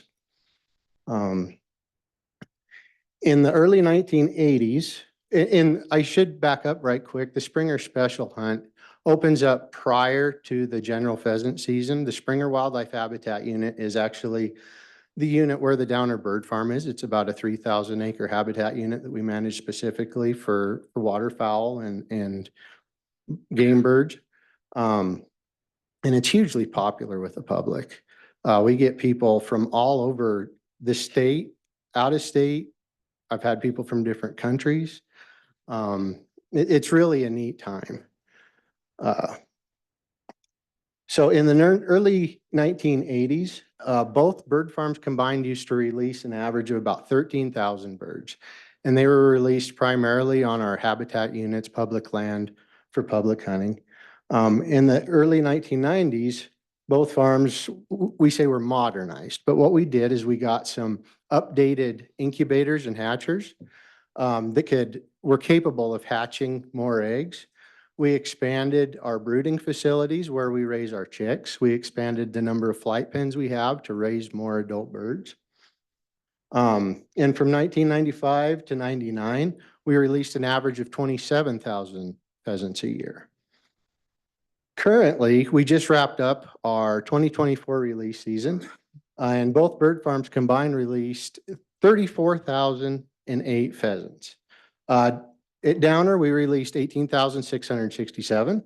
Up at Sheridan, Darrell released 15,341.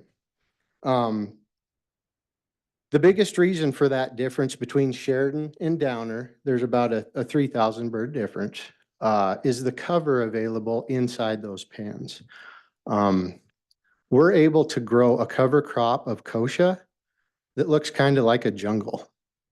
And it's really good for raising pheasants. It allows them to have escape cover from other birds so they don't get pecked on quite as much. It also helps them feel secure from avian predators and stuff that are constantly around the farm. They can't get in there, but the pheasants don't know that. But if there's cover, they can't see them. They do a lot better. So that's the biggest reason for that difference. Oop.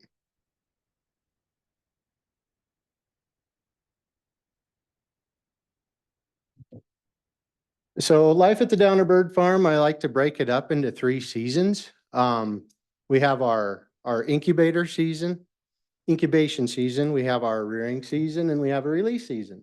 We have 2 full-time employees. We have 1 contract personnel that helps us in the summertime with our chicks when our workload is pretty big from first part of April till the end of August. And 1 indispensable border collie, without who our job would be a lot harder.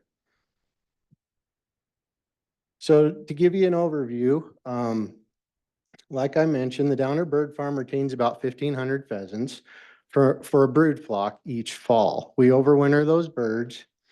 And then starting about the 2nd week of March, we start gathering eggs through early May. Well, we incubate about 26,500 eggs in 4 separate hatches. And that results in about 21,000 chicks that we need for releasing and future years brood flock. These pheasants don't lay, the hens lay about an egg a day. So that's all the numbers work out just right because we set hatches of about 6,624 eggs. We set 4 of those hatches. Well, we have to wait until those hens are laying about 1,000 eggs a day before we start saving them for incubation, just to increase our success rate for the eggs that are hatched. And that results in all the numbers you see up there on the board. So after we get done gathering eggs about the 1st, 2nd week of May, we have all the eggs in the incubator that we need. We'll release that brood flock on our habitat units and release sites in hopes that they can bring out off a brood of their own and a clutch of their own for the future. So the rearing season goes from about May through September, and it's kind of the most labor intensive and stressful season. This is after the chicks have hatched and we move them out to their brooder houses. We currently have 10 brooder houses. We have 6 larger ones and 4 smaller ones. We put about 24 to 2,500 chicks in each of our larger brooder houses, and then about 1,200 to 1,300 chicks in our smaller brooder houses. We leave them in those brooder houses for the first 2 weeks. There's 4 propane brooders that provide the heat. We start them out at 100 degrees. And we gradually turn the temperature down on them daily. And what that does is it stimulates their feather development. At 2 weeks, they've grown to the point that they've outgrown their brooder house space. So we have to start letting them out during the day just to provide that more space for them. And then we run them in at night or when we have a storm. At 4 weeks of age, we can shut off the heat to the brooders because we've been turning them down about every day. We can shut the heat off and then we no longer have to run them in and out of the brooder house unless there's a big severe weather event or something, then we'll have to run them back in. We have to be really careful when we do that because they're at such an age, they really don't have enough space in that brooder house. So it's a calculated gamble. Are we going to get the severe storm that would really cause a lot of mortality in those chicks? We push them inside, we might cause a lot of mortality because they're picking on each other because they're too crowded. So it's a very stressful time for me.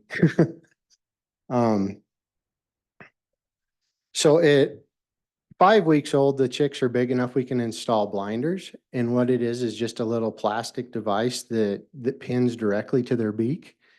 And it keeps them from picking on each other quite so bad. What I like to tell people is it doesn't eliminate the pecking, but it messes with their targeting mechanism. So they can't pick at the same area repeatedly.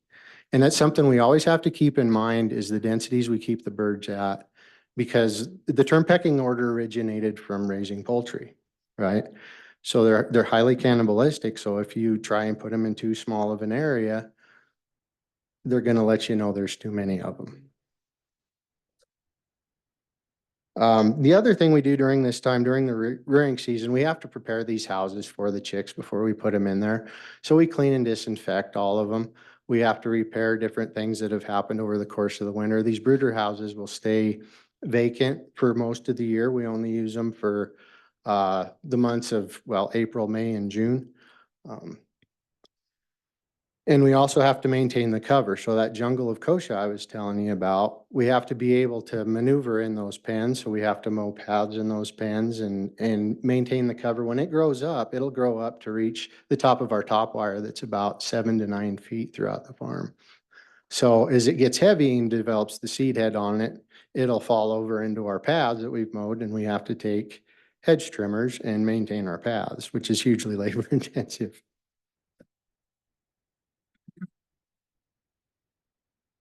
So the next season we have is our release season. So birds from our bird farm are stocked at our Springer WHMA, Table Mountain WHMA, Glendale State Park, and suitable walk-in areas throughout southeast Wyoming. The walk-in areas will vary from year to year because they have to have suitable habitat for us to release on them. If they don't have suitable habitat and we release birds on them, I'll get nothing but phone calls from the public that, oh, we don't release the birds. You guys say you're going to, we can't find birds. I have to just return phone calls once a day just to maintain the level of stress there. But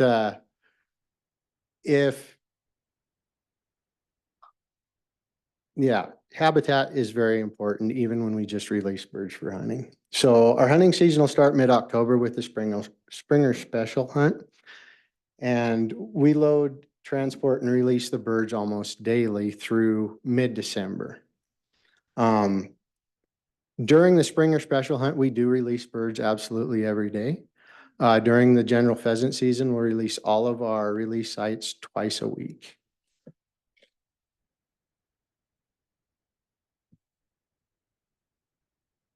So why should we renovate our facilities? Well, the facilities we have for brooding our chicks have passed the point of repair and need to be replaced. The brooder houses you see in the lower left picture there are smaller brooder houses I was referring to. We call them the chucker houses because they were moved from the Sheridan Bird Farm in the early 90s, and they used to raise chuckers in there. We've done what we can to maintain them, but they're just to the point that they can't even be repaired anymore. Our other 6 brooder houses, and you can see the picture in the lower right there of some water damage on the roofs. That I've tried to repair that, but the wood in the roof is deteriorated to the point that it can't even hold a screw anymore. So we went to the Wildlife Administration, and the department decided that we needed to replace these facilities. The other issue is this will greatly reduce weather concerns during critical rearing periods. So when I told you we let our chicks out at 2 weeks old and have to run them in till they're 4 weeks old, especially if there's threat of severe weather, we can't go anywhere during that time. We can't get very far because we always have to be there in case we need to move the birds back in the house. And as you can see in the upper photos, that's a picture taken from in front of my house on June 20th of last year. And that was a day we actually had to run the birds in right before that thing hit. So this new building will allow us to raise these birds inside until they're 4 weeks old and greatly reduce that weather concern.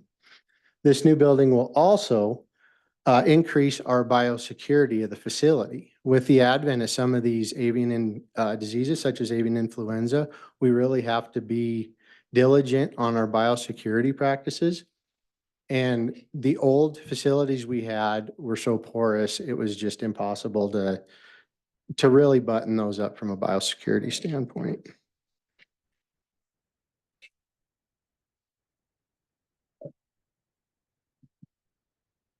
So the construction plan, we decided that we needed a phased approach because of the cost of construction. So we wanted to renovate both facilities because the Sheridan facility is in the same boat as we are as far as the condition of the facilities. And we broke it into a phase 1 and a phase 2 approach at Downer due to cost. So phase 1 is just building of the brood barn itself. Phase 2 will be demolition of the current brooding facilities and reconstruction of the flight pens that are associated with those. And then phase 3 will be the reconstruction of the Sheridan Bird Farm. So we had an architect approved in FY24 that came up with building design. And then in FY25, we secured the money for the brooder barn. So phase 1 is this is an overhead picture of the Downer Bird Farm. Bird Farm. As you can see, let's see here, is there a pointer? Well, the long skinny building there in the lower left, that is the proposed new brooder barn building that's being built right now. Phase 1 is only for the brooder barn. This does not include any utility hookup, demolition work, pen work, installation of an access road or reclamation of the area around it. And that was due just to the cost of the project. Like I said, this will allow the chicks to be raised inside for 4 weeks, so we don't have to deal with a weather concern. We have more space for the chicks, so they'll do better. It'll reduce the mortality we experience in our chicks. This is going to greatly reduce the amount of overtime that's required of the current staff, just because we have to be at the facility 24/7 when we have these chicks on site currently. With this new brooder barn, this will actually allow one person to take care of the facility so the other person can have regularly scheduled days off. We'll also institute new brooders in this facility. So the propane brooders we currently use were installed in the early 90s, and they're grossly energy inefficient. They work very well, and they're the best we had at the time. They make new brooding units that use by far less propane and are more accurate as far as maintaining the temperature. We're actually going to have insulation in this building, which we didn't have in the old building. So the brooders won't kick on as much, so we won't have to use as much propane. Currently at the facility, I'll go through about 4,000 gallons of propane a year. I see that greatly reducing with this new brooder barn. We instituted a roof slope on the new building that allows our snow to fall off the back of the building and not on the wire that's attached to the front of the building and tear it off. We're going to reconfigure the pens eventually during phase 2 to make the movement of chicks out to the flight pens easier. We're going to eventually end up running the power underground to the facility. Right now we have overhead power, which requires overhead poles, which gives raptors perching locations. Well, just the raptors physically being there stresses out the birds and can cause issues with rearing them. So the current progress, this almost changes daily. This was a picture that I snapped a couple weeks ago. They actually have the concrete pad poured. They have the wall framing going up, and they almost have the entire walls framed for the new facility. The new facility is about 360 feet long by 30 feet wide. It's huge. I didn't hear a lot of comments from the surrounding neighbors until we started putting walls up. And they wondered what the heck we were building over there. So the anticipated completion of this facility is going to be in June of 2025. So this being just phase 1, It doesn't have any of the pen work associated with it, so we're unable to use this for brooding chicks in this year.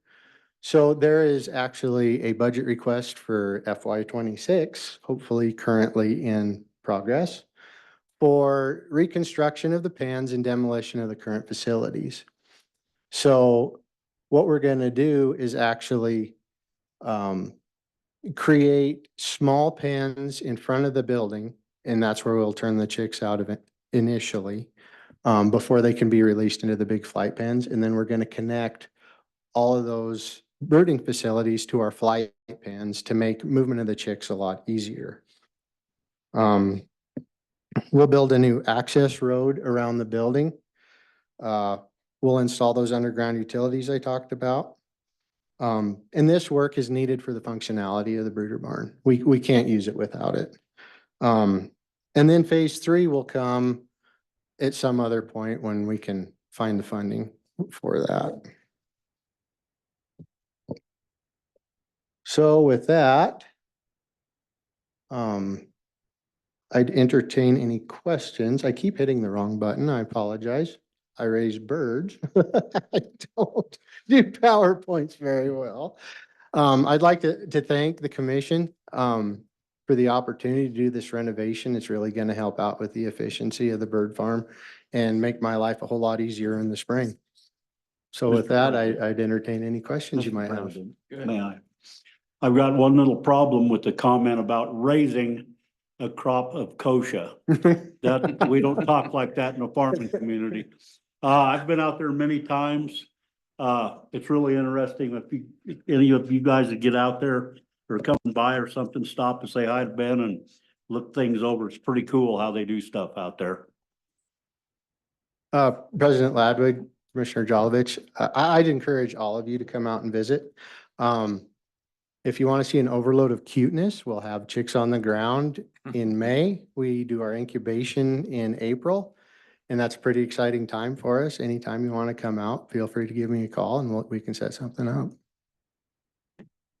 Any other? One other thing, they have cull eggs, and you get all these hen pheasants that are all like exact same size, and one will lay an egg that big and one will lay an egg this big. It's weird.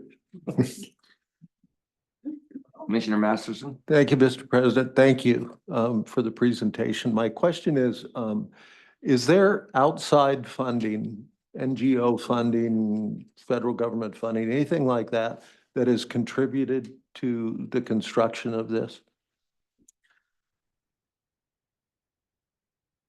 President Lagwood, Commissioner Masterson, we do get some financial support from a group called Pheasants Forever that's located in Torrington. They give us, they'll buy some of our supplies at the local lumber yards, and they're really big on supporting local. So I basically let them know what I need and they'll get it up to a certain dollar amount. They've been really good helping us out for the past several years. Other than that, I'm not aware of any. No, that's fine. I just was curious whether other than was there. Thank you. Commissioner Brokaw? Mr. President, thank you.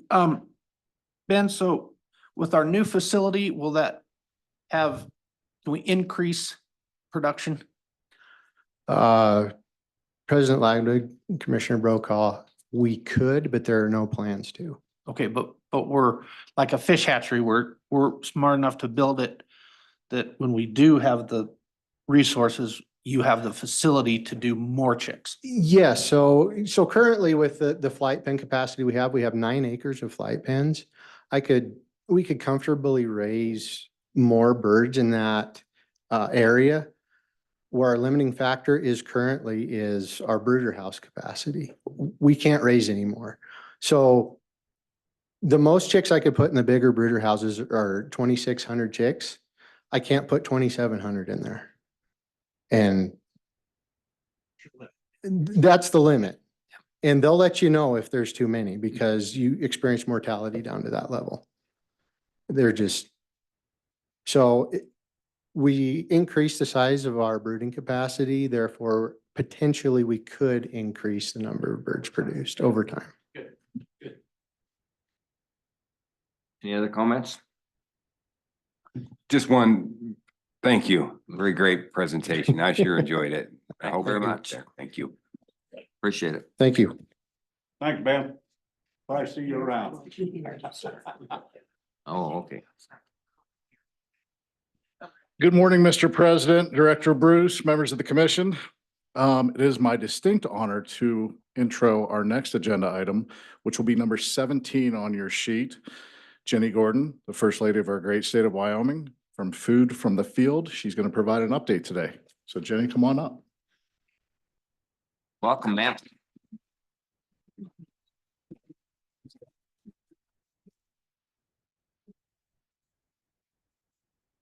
Welcome. Thank you. Thank you so much, President Ladwig, Commissioners, Director Bruce. It's really an honor to be here. And I'm sorry I have my back to you all, but You're I- on the- oh, great. Okay. Well, I just want to share a little bit about our program, Food from the Field. And I want to thank Commissioner Masterson for inviting me here to speak today. So when we started this endeavor in 2019, we really wanted to do something that was important for our state, and that is really to address food insecurity. There's about 86,000 folks in our state that are food insecure, and many of those are children. And so being able to provide protein is really important for us. The reason why I'm passionate about food insecurity is I come from a very large family. There's 10 kids. I'm the little towhead, second to the youngest. But both of my parents were very food insecure growing up. My mother in Vienna, Austria during World War II, and my dad in the Great Depression. And so we were always told to be grateful for what we had, to never waste and give back if it was a time that you could. And so this is a time that I feel like I'm really honoring what my parents went through and helping our great state. So in 2019, the Hunger Initiative was launched, and one of my board members is Catherine Boswell. And she had, because I am a hunter, had suggested bringing that aspect into the food, the Hunger Initiative. So I was very happy to work on that with her. This is our board of directors. And as you can see, one of your commissioners, Ashley Lundvall, is also on my board. These are women who are doing great work. We're a working board. And I'm really proud to say we are a nonprofit entity. We sit in the Governor's Residence Foundation, but we do not accept any federal or state funding. Everything we've been able to do has been through donations from various organizations, people, and commissioners' tags for this particular program. Oops, I think I went too fast. Go back to my, maybe I'm really fast on the fingers, guys. I'm going to just hold tight. So we have, I'll wait one more minute to see if I went too fast. We have our boots on the ground, and these are our regional directors. They are all volunteers. We've divided the state up in about 6 different areas. Most of them are responsible for either 2 to 4 counties, and they are the folks that get organizations together, some of them through phone calls, some of them through actual meetings, and they find out what the organizations need. And these are pantries, they are boys and girls clubs, they are school organizations. Whatever agency is feeding people in the state, we try to find them and work with them. And these are our volunteers who do it very well every day. So we do have some other programs besides Food from the Field, and I think they're all Wyoming-centric ways to take care of our communities through our ranchers and farmers, through home gardeners, community gardeners. But I'm really going to actually focus on our Food from the Field, which is why I'm here today. So as I said, I am a hunter, and it's very easy for me to think about when you're hunting how you're so grateful for the animal having given its life up, but also you want to share the bounty. And that is what this program is all about. We've partnered with amazing people the Game and Fish, Wyoming Game and Fish has been a tremendous partner, and I'll highlight that as we go on. Also, our Department of Agriculture here, Doug Miyamoto has been very, very helpful in getting us to be able to get these game meats into the regular pantries. And Admiral Beverage has been an amazing partner. They have donated refrigerator trucks for some of the processors. They can be up there as long as 6 weeks at a time. And this is to hold on to the carcasses so that we can get the testing done for chronic wasting disease, which is very important. We want to ensure that people who are receiving this meat know that it's something that we would eat ourselves, and we're not going to give them something that has not been tested. We've worked really closely with our processors to ensure that the paperwork is simple, because that can be a challenge, as we all know, and getting that testing back has been really important. And what the processors have told us is that it's often difficult to get the hunter to give the results of the chronic wasting disease tests. So having worked very closely with Game and Fish, we've been able to have the hunter sign off and give those results directly to the processor. So that speeds up the donation and processing time. And again, we always try to streamline this and make it easy for the folks doing the work on the ground. We also really believe in partnerships, and some of our best partners, of course, besides Wyoming Game and Fish, has been our Sensible Nutrition program here in the state. There's one in every single county, and they have provided cookbooks because oftentimes folks aren't sure how to cook this meat if they haven't been exposed to it before. So the game meat cooking cookbook has been provided to all of the pantries. They give it out when they do a distribution. And it is amazing how many people want to get the game meat. We've also worked closely with Wyoming Game and Fish to work on how to get the nodes out, because that can be one of the barriers to getting the testing done. Oftentimes, if they don't bring the head in or they haven't collected it in the field, we are not able to accept it because we want to ensure that the end user gets the best product possible. These are our proud partner processors. And I really want to thank the Wyoming Game and Fish, and particularly the game wardens and the biologists. Many times they've gone with me and Trista Oster, my chief of staff, to these processors to explain the program and how they're going to support them. By many times they'll come and pull the nodes for the processors or teach them how to do it. So we are really very proud of these folks. And thank you guys for having the game wardens and the biologists come to help us promote this project. Another thing that has been really helpful to the Hunger Initiative is that we were able to put in every successful tag person who wins it or who gets a tag, this little flyer that helps them understand the program and tells them where they can go to find out more about it if they choose to donate their game meat. So it's really, we're very grateful for that. I think there's, I don't know how many successful tags go out every year, but we purchase a lot of those flyers. So we know that you're getting them out to the folks who know about it. And we're super grateful for that. Here are the commissioner's tags that we've been able to receive. And what is wonderful about this program is we do raffle off these tags, and folks can get a chance. It's $100 each, which makes it a little more affordable. I know you're taking a chance when you give your $100, but it is a way that folks, the average person, can actually receive a tag, a commissioner's tag. And so we're able to fund that project through these commissioner's tags. And I did the numbers. In 2024, our processing costs were about $59,000. And so that's about 2 commissioners' tags. We usually try to limit the numbers so people do have a chance. So it's really great that those numbers match up so closely, and I'm grateful for the donations of the tags. You can see the past commissioners who've done them and the current ones. I know Ashley isn't here today, but Commissioner Masterson, thank you so much. All right, so these are just a few statistics. The first year was 2020 that we did this program. And as you can imagine, we had issues finding processors. We did have 3 processors, and one of the processors, Bighorn Meats in Buffalo, did the ladies antelope hunt processing. And what's really great about that project is that we're able to partner again with another organization doing great work for women in Wyoming to teach self-sustainability. And we were able to get about 4,000 pounds of game meat into the food bank system with just our 3 processors. Oops. I go very fast. I'm really sorry. 2021, we were able to almost double the number of pounds and increase the number of animals.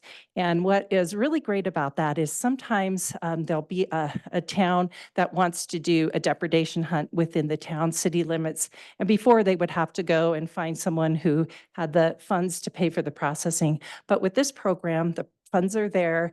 The law enforcement officers or whoever's doing the culling can come in and take the animal to the processor and know that they don't have to worry about paying it, taking out of the city funds. In 2022, we really were able to bump up the number of pounds. And that, as you can see, is because there was a depredation hunt in the Laramie and Albany County area. Again, the Game and Fish Department chose to do that, and we were able then to come in with the funds to do the processing.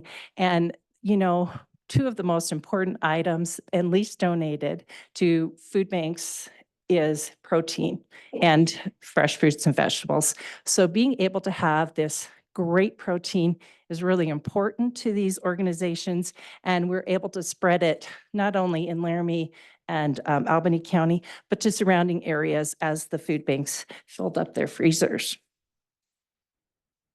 2023, we did close to the same amount. We had more processors brought online. We were able to do, as you can see, Tom's Meat in Douglas. The Wagon Hound Ranch did a hunt on their property.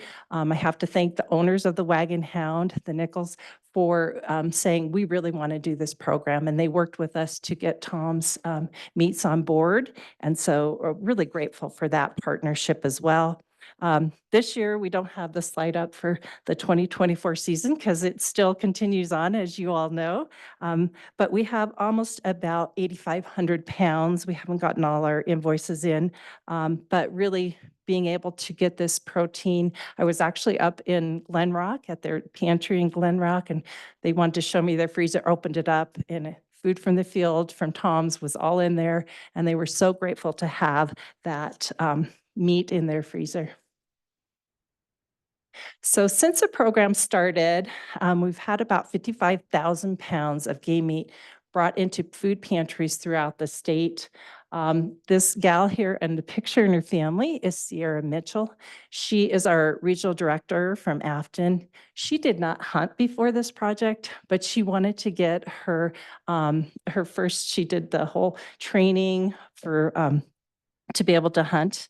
And then she went out with her family and harvested and donated that to her community.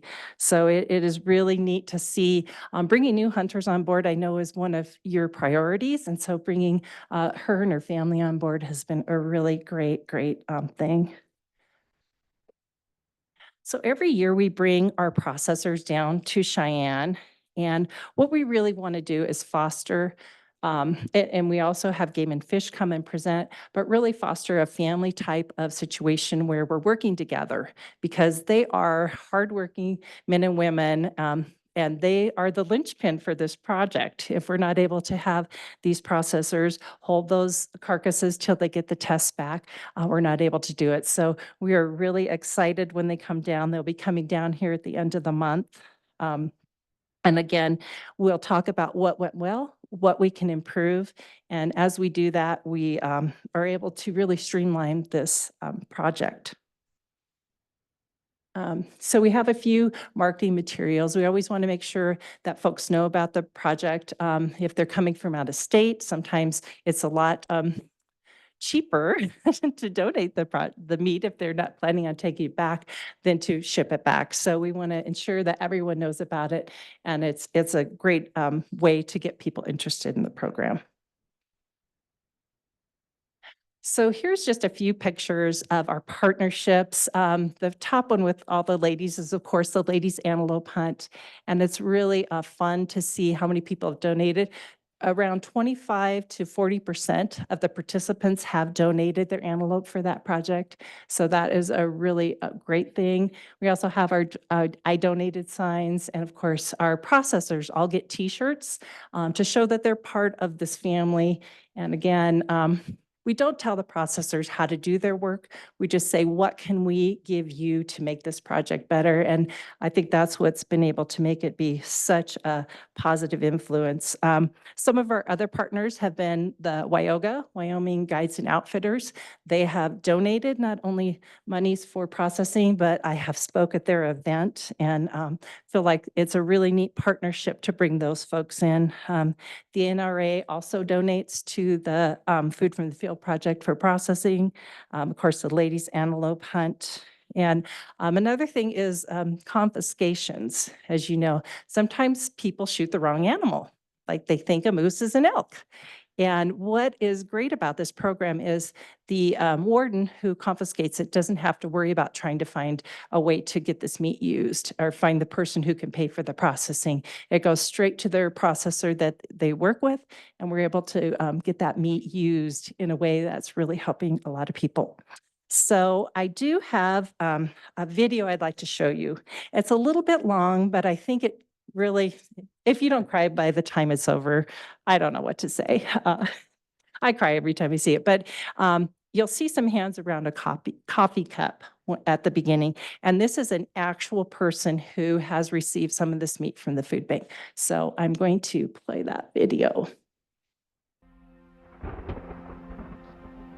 A lot of people don't realize, I mean, unless you've really gotten hungry, it takes a lot out of you. Wears you out trying to worry about all your kids and making sure that they're all fed. And I'm a single mother, so it's even scarier there.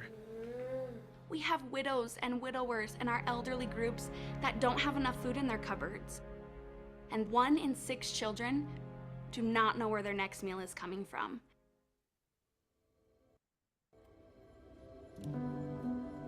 I was probably between 5 and 6 years old, and my stepdad and I used to have some tree stands set up on a walking trail. Every night after school, when we had a chance, he'd come pick me up from school and we'd hike in. It wasn't very far.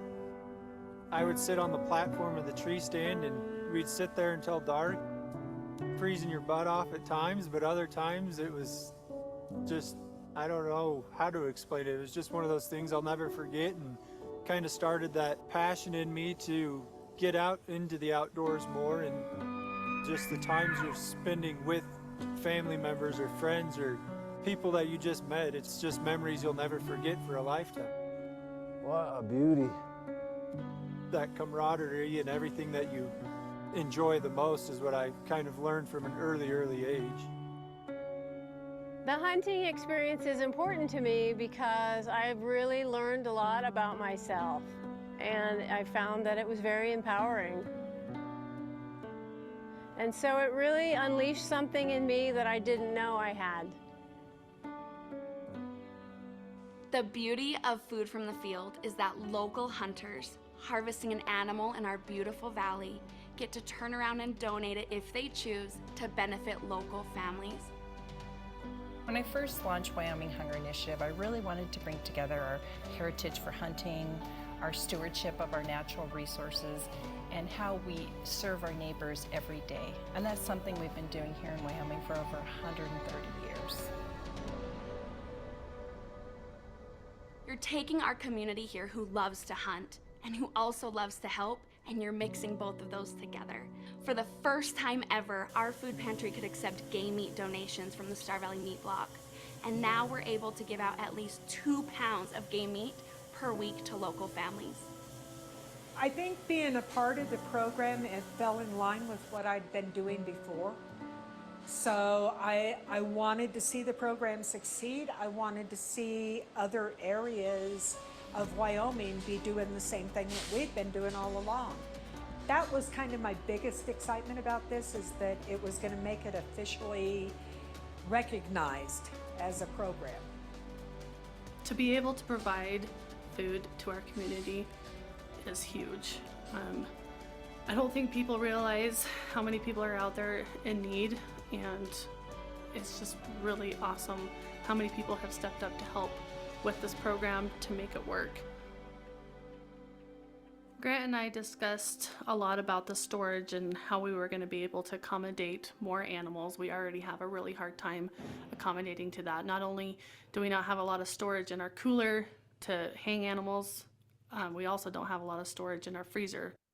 And I was really impressed with how the First Lady and her staff listened about our struggles and listened to how they could help us make it work by bringing the refrigerated truck over, ensuring that Sierra had everything that she needed to be able to come and pick up the donations right away, and so we could keep working them through.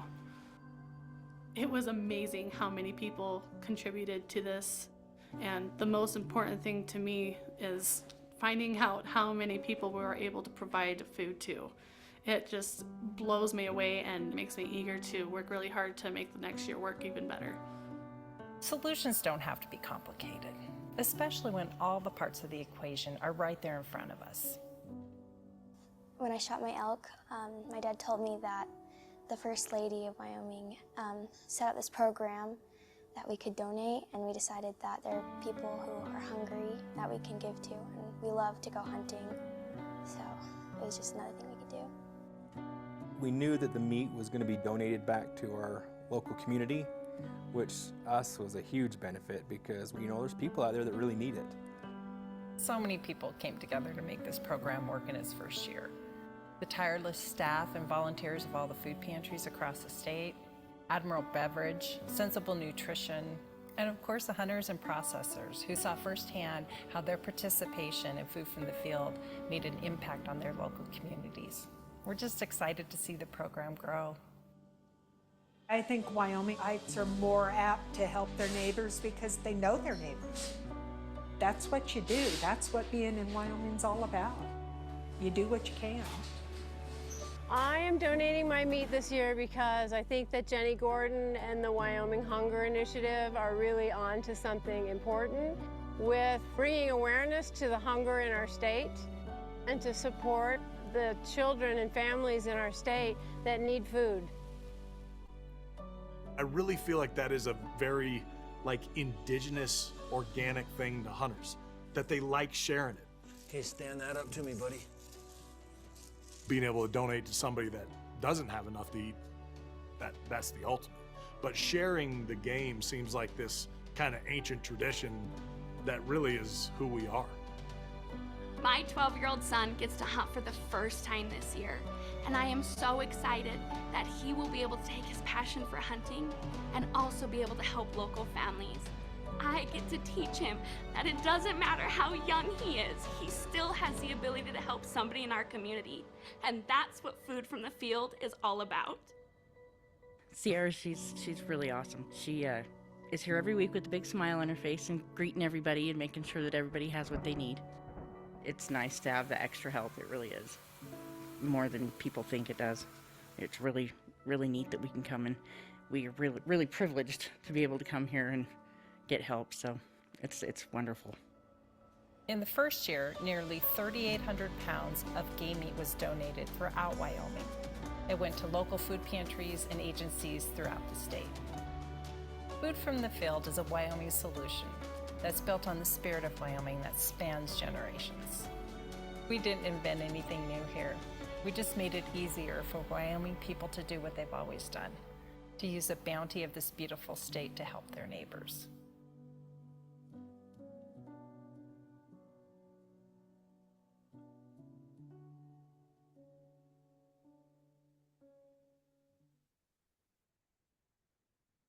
So thank you for taking that time because I think it's a really impactful video.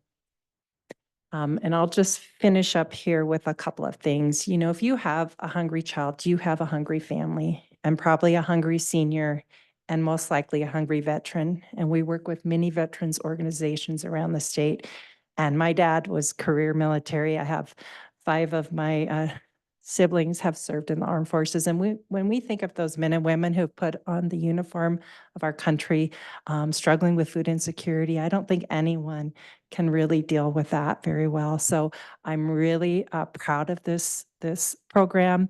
I'm proud of the fact that we've been able to bring it together. We've recently received some national recognition for this program through the Washington Post, and I'm going to hand out an article about the Hunger Initiative, and they really highlighted the food from the field in that. And just to kind of go on, I won't be in this role forever. It's been the privilege of my life to do this. It was not something I ever thought I wanted to do. They kind of took me kicking and screaming into this role because I'm a ranch girl. But I'm really proud to be able to serve our country and our nation and this state with things that are really meaningful for people. And so as I transition out, we are having the Hunger Initiative become its own 501c3. But being able to continue this program with donations through the Commissioner's Tag will really be imperative as we go forward. It's really meaningful because we'll have to hire staff, and we're working on an endowment. But I think this is one of our core programs that I think is really important for us to continue. And I apologize for getting emotional. So I'll just finish with, hunger is a solution. Or is a problem that we can find a solution for if we all come together. And I think that's what has happened with this program. We have all come together with our strengths and brought a solution to a challenge of hunger. So I'm going to pass out the Washington Post story to you all. And I think I have some other little handouts that I just want to give you all, just so you know that Wyoming really is on the map because we work together and we do great things. So thank you for this opportunity.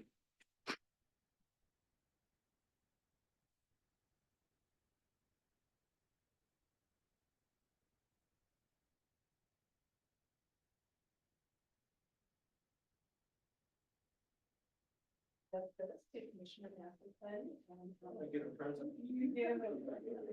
Eat your heart out. I can't be live. Thank you.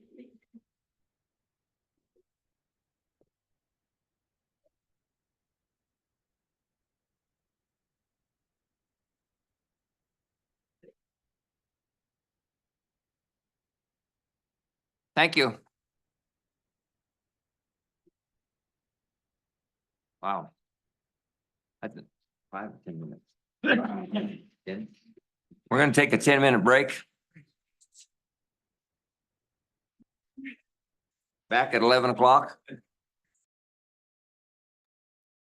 Thank you. We'll get on with the business. Jason Edwards. Gonna give us some data security information, I guess. Yeah, so my presentation will not be emotional.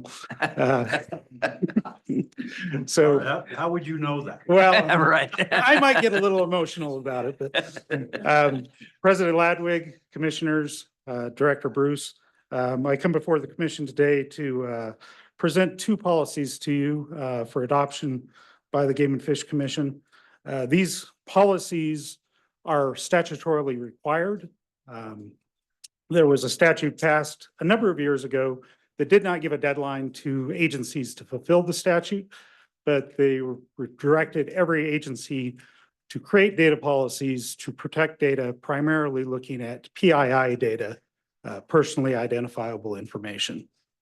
However, as we went through the process of building these policies, we took into account that Game and Fish has a lot of data that's not related to our customers' PII or our employees' PII or the landowners that we interact with PII, but also a lot of very sensitive data that happens to revolve around wildlife and our protections of wildlife. So in the data use and protection policy, it addresses all the PII issues that we were supposed to address by statute, but we also included verbiage in there to address other sensitive data that the department might have. And as far as the data breach policy, I'm sure most of you guys are aware of the myriad of stories that come out every year about data hacking, about what happens when an organization is compromised with their data and how they respond to it. And so the data breach policy is in conjunction with the governor's office. How do we go about informing the public of what has happened? How do we go about protecting the data that we still do have? How do we stop the breach? And so on and so forth. So these policies were vetted, worked quite extensively with internal personnel within the agency. It just wasn't data wonks that did it. It went through a review by multiple divisions through the director's office. We also worked with ETS and the chief data officer at ETS. They reviewed our policies, and we believe that we were set, and we also reviewed it with Ben, the AG. So we believe that we have a fairly decent two policies for you to consider and approve. And so at this time, I stand for any questions, but our recommendation is to approve these policies as commission policies. Commissioner Masterson? I appreciate the policies. I just have one question. In the data breach policy, I didn't see anything about should there be a data breach and someone's PII was accessed.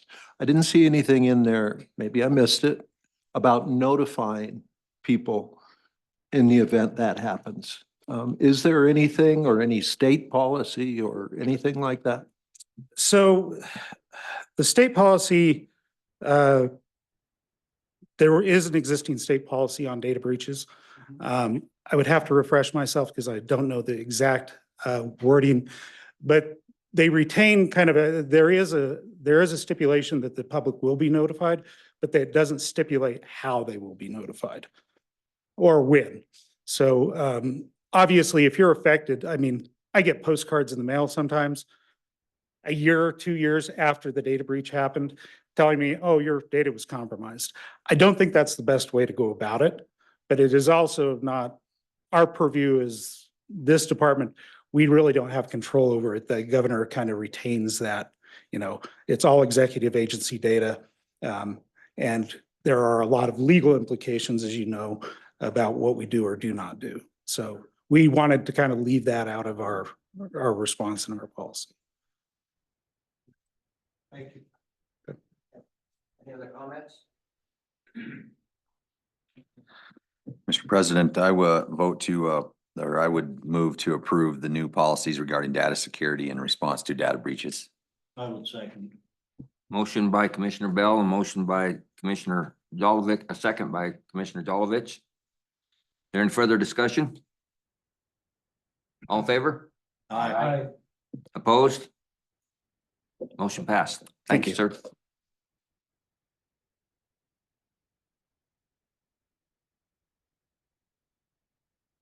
Chief Osterlin. Oh, yeah, Chief Osterlin. Was looking at one that had already been done yesterday.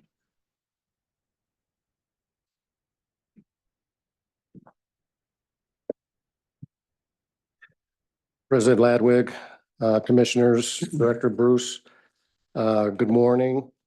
I'm just going to give you a brief update on the Spies Cool and Warm Water Facility.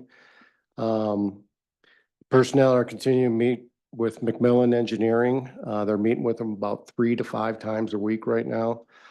So a lot of energy going into it. I wanted to just briefly mention how much I appreciate the engineering staff and the culture section putting the time and effort into a pretty big project. They're talking about a lot of specifics right now, as I've mentioned previously. They're really getting into the weeds on everything from the design on the tanks and how they're going to be situated all the way down to the septic right now. So we're approaching 50% design. In Saratoga meeting in November, thought we'd be at the 50% design level, which we might recall 50% is about where we're going to get a pretty solid cost estimate for the project. And we're on target for probably the end of January. They're going to be sending out some initial information, and we have a meeting scheduled for February 19th with McMillan. and we'll be going over those 50% designs. Just touch on project timeline again. The engineering should be done by the end of May. And then if we proceed, we're gonna looking at putting out bids at the end of the summer, early fall. And the reason for that is trying to get as much interest from contractors as we can, being strategic and thinking that they're going to be finishing up projects as the fall approaches and be more open to bid. And then we should be looking at breaking some ground on early in 26 in the spring. So with that, I'll be open to any questions. Any comments? Commissioner Roberts?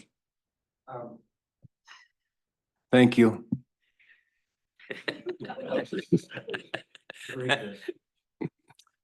Thank you. I must have done a good job if he doesn't have any comments. Thank you. Paul?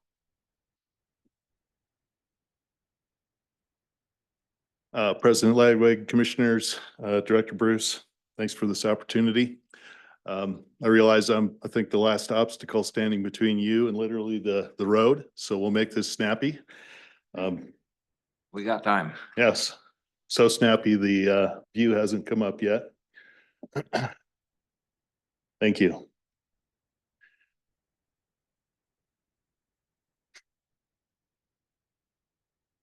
So you're well aware that Fish Division has three main sections: fish management, fish culture, and aquatic habitat. All of these sections are vitally important for managing the public's fisheries. I like to think about aquatic habitat though as extremely foundational. You know, without really great habitat, we can never have thriving fisheries. So I always feel like I'm doing important work, working on habitat. This particular ad you're looking at here is from DuPont Dynamite. It came from the August 1935 issue of a magazine called American Forests. And it starts out talking about how crooked streams are a menace to life and crops. And then further along, it boasts that thousands of miles of streams have been straightened using DuPont Dynamite. I can tell you today, we don't use dynamite on our streams, although it'd be a blast. In fact, we like crooked streams, and I'll talk to you a little bit more about that as we move on. So we've got a long history of having impacts to streams and ultimately fish populations. If you go way back to the early 1800s in the Mountain Man era, tens of thousands of beaver were removed from streams all across the West and across Wyoming in particular. That had its impacts that we still see today, believe it or not. The era of folks moving west and moving across Wyoming involved somewhere on the order of 500,000 people moving through the mid-1800s primarily. Guess what? Those wagon trains, that stock, those people using wood along the streams had an impact. By the 1860s, with the building of the railroads, a lot of massive tide drives occurred through many of our major river systems: North Platte River, Wind River, Green River, and many others saw tide drives, big effects. Placer mining. Many of our streams in the late 1800s, early 1900s saw mining. This particular shot is from the upper Sweetwater drainage. You know, we used to have orders of magnitude higher levels of stocking of livestock and sheep. They've had their effects as well. And then, of course, levees. You know, we tend to, in the past, try to control flooding by building levees along streams. We certainly have that along the Snake River in Jackson and some other places. Those have effects. We've built roads along many of our major streams and rivers and up and down the valleys. Bridges have their effects. boy, we have a proclivity for running bulldozers up and down streams in the 40s and 50s and 60s, straightening them out, maybe even using dynamite. Diversions for irrigation, municipal, thousands really across Wyoming. Reservoirs, hundreds of those. Every major community in Wyoming, guess what, has a stream flowing through it. There are impacts to habitat.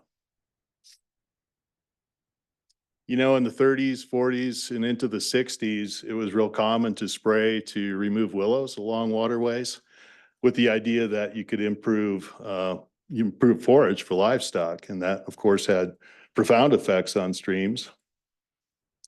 And, you know, major land management actions, beetle kill, large scale fire, all of those ultimately, you know, have effects on streams. So this litany of effects, you might think there's no habitat left for fish, but in reality, we know that in Wyoming, we're sitting pretty good compared to the rest of the country. Our streams are relatively good, but there are impacts and there's certainly room to improve them. And that's what we're all about in the aquatic habitat section. We work to protect, restore, and enhance our waterways. So today we stand on the shoulder of a pretty rich history of work in Wyoming. We had, going back in the early 70s, a 2-person crew out of our Lander office, led by Dr. Alan Binns. And they really did a lot of cutting edge work for the time that, you know, still referenced and still something Wyoming's really proud of. And a lot of their work focused on installing very localized structures in streams with an eye toward creating fish cover. Also did a lot of seminal work on devising habitat inventories and developing what's called the Habitat Quality Index. And so today, you know, we've built off of that program. Today we have a program with 13 full-time employees and a contract employee. This is a group of folks that, you know, in a department that's got a lot of really awesome people. I think we got really excellent folks in our section, smart, driven folks that, again, I'm super proud of our program. We have kind of 3 areas of influence. We talk about having a regional aquatic habitat biologist in each of our 8 regions, except Green River. We have a fish passage focus with Nick and Aaron working statewide. And then we have Dell and Sydney in the back here working statewide as well in our water management program. So our overall approach to work today, we still build a lot of structures. We take a little bit different mindset, a little bit different approach where we think quite a bit about watershed scale effects and how what's going on in the watershed affects what happens, you know, at a very local level. And we talk about restoring stream functions. Talk a little bit more about that in a second. We focus a lot on connectivity. We do everything we can to make it so that critters can get to places throughout the watershed where they can thrive, can complete their life cycle. And of course, you know, and you hear about it all the time, but it's important to, again, call attention to the fact that we collaborate, work with a lot of partners. So the core stream functions I mentioned, we figure if we can take care of these functions, the fish community is going to do really well, and the rest of the aquatic community will do really well. And it's sort of a build it and they will come philosophy. And so you start off with floodplain connectivity, and what that means is it's really good ecologically for that water to occasionally get out of the channel and flood out, brings back nutrients, it drives productivity, it creates habitat, recharges the groundwater. Sometimes it's not good in communities, obviously, for flooding, so there's a middle ground there. Bed form diversity is all about deep pools and long riffles. Riparian communities, focus on them a lot. We're looking for thriving sedges, thriving willows, wood communities to shade the stream, to hold the banks together, to provide habitat for sage grouse and mule deer. Lateral stability then is the fourth one of these core functions. That's all about eroding banks. We all know streams naturally erode, but there's a lot of places they erode at order of magnitude higher rates than they do naturally. That contributes a lot of sediment. Landowners lose land. Streams get wide and shallow. So again, if we can take care of this, we're doing really well for habitat. So in order to go after those core functions, our approach is, first off, we always seek to understand cause and effect. We spend a lot of time trying to understand what's going on in the history of a stream and what caused it to look like what it does today. In order to do that, we collect data. We call this assessment, but we might be measuring the slope of the stream, the sinuosity of the stream. That's a fancy word for how crooked it is, and how deep the pools are, et cetera, et cetera. And that then leads us to developing sort of general goals. An example there might be improve brown and rainbow trout habitat. How do we do that? We get narrow, quantifiable objectives. An example there might be increase the number of pools that are greater than 4 feet deep. And then the next step in this sort of project cycle is to actually do the project. That's the visible, obvious stage. You know, a lot of fun being out there, heavy equipment or whatever approach you're using. Really, most of the work is behind the scenes, though. That's sort of the short, obvious part. But all the permitting time, all the planning, all the work with everybody else has already been done.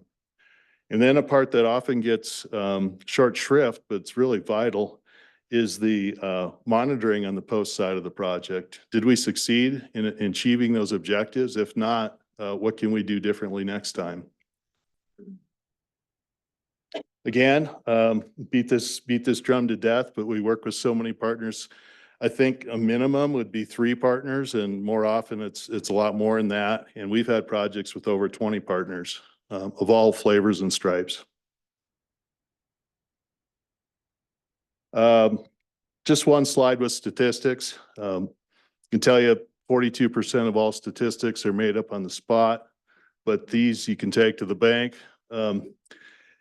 This last time we tallied the numbers for 2023, and you guys get this every year, early summer. We had 156 miles of work in Wyoming, including protection, restoration, assessment, and construction work and monitoring.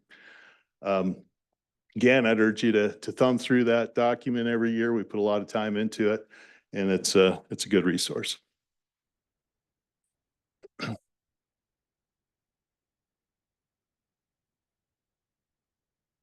So in any particular year, we typically have about 40 projects going on, projects meaning efforts with substantial funding. And many of these are seeded with Game and Fish Trust Fund dollars. Commission's been allocating 1.1 million toward habitat projects department-wide every year. And that's just vital money for us in aquatic habitat to get projects rolling. We typically use that for fairly early on design and kind of planning, and then maybe some on construction. A lot of times it's about in the order of 10 to 20% of total project cost. So just like in the mule deer projects you looked at earlier, we're bringing in a lot of outside funding to wrap them up.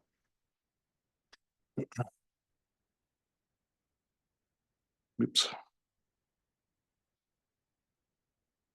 Approach-wise, we can do our designs either internally or externally.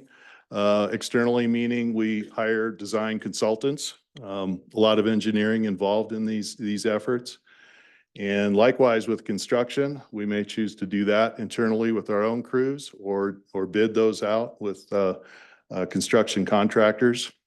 Sometimes we're working closely with our partners like Trout Unlimited or conservation districts and simply granting to them and working right alongside them still on the project. We work a lot with Lauren Wooden's shop in conservation engineering in bidding these projects and tracking them and following them and reviewing them.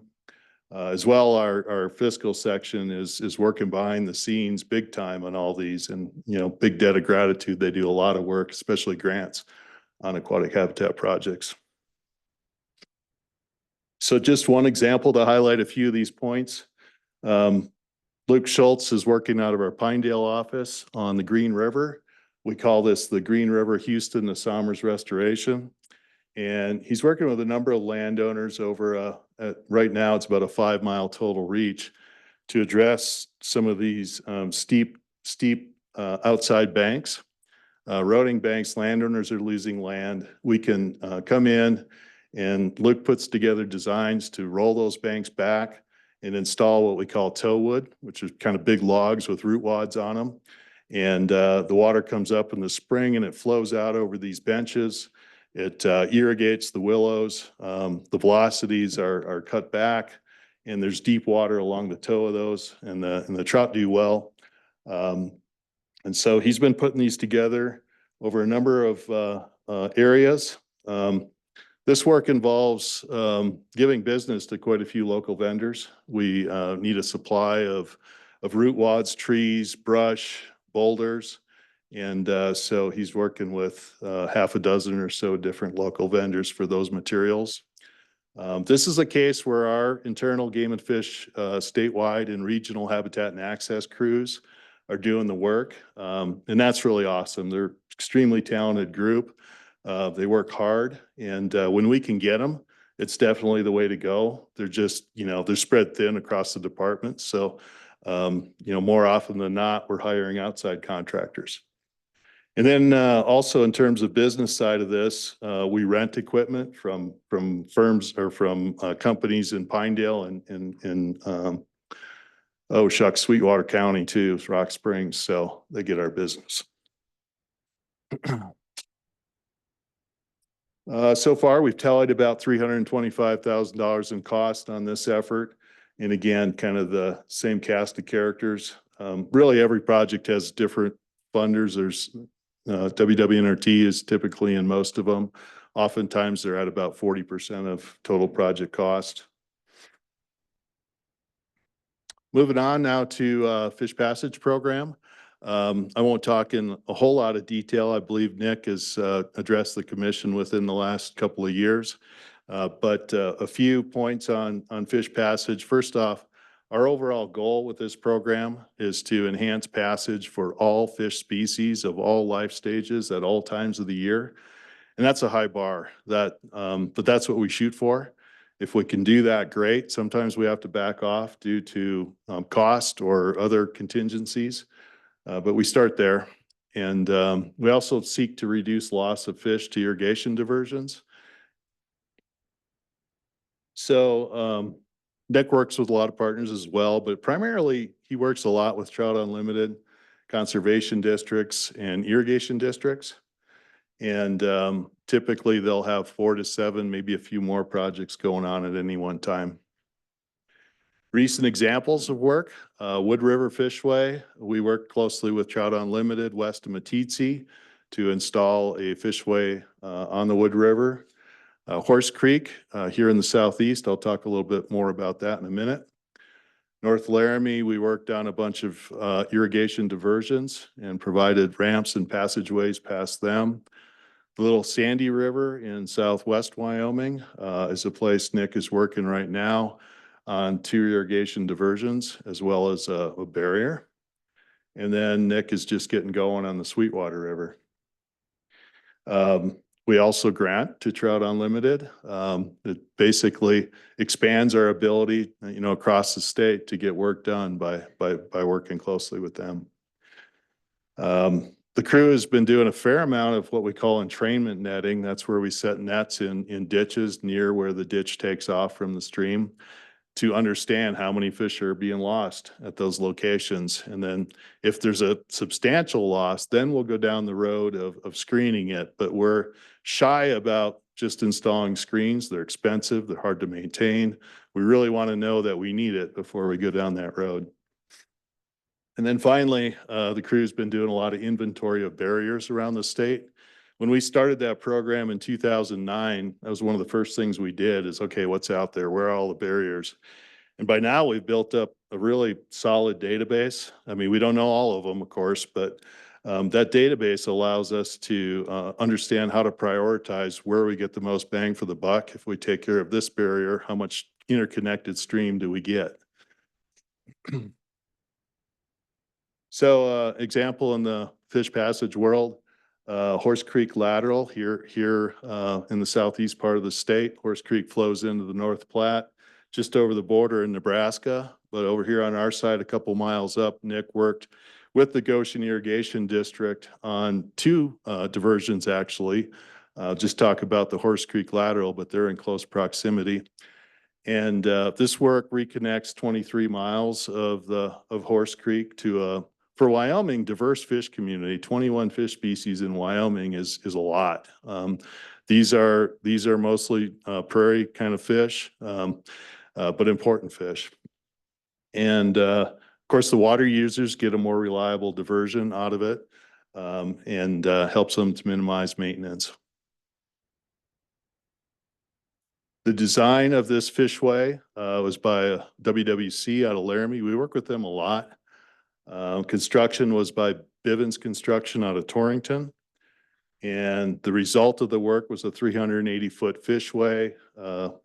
And along the way, the dam here, face of the dam, there was steel added to reinforce that, and steel kind of on the top. So the water users get that benefit. Here on this slide, I can kind of explain a little bit how this works. You're looking down valley, you're looking downstream. So a fish would be kind of working its way up this channel here, and then all of a sudden it hits this concrete wall and says dam, and then it turns it right, and there would be water in this gray area. So, you know, prairie fish being kind of weak, they just kind of slowly can go up this low slope and work around this wall, and then they come up to this other abutment, but there's a hole in it so they can go through it, and now they're working their way upstream. So kind of a cool deal, and we're looking forward to seeing the effects of that on the fish community. In fact, Nick and the Laramie fishery biologists will be out there this summer implanting pit tags in the fish and tracking their movements past this to determine the movement.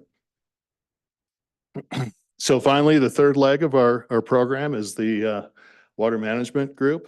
And Dell and Sydney have been working hard to get a lot of filings done recently. You know, the root of this program has been in-stream flow filings. And since I started as an in-stream flow biologist in 1993, we've been focusing on cutthroat trout. And we've made, you know, a lot of progress on filing for some of these really nice waters and having in-stream flow water rights on them.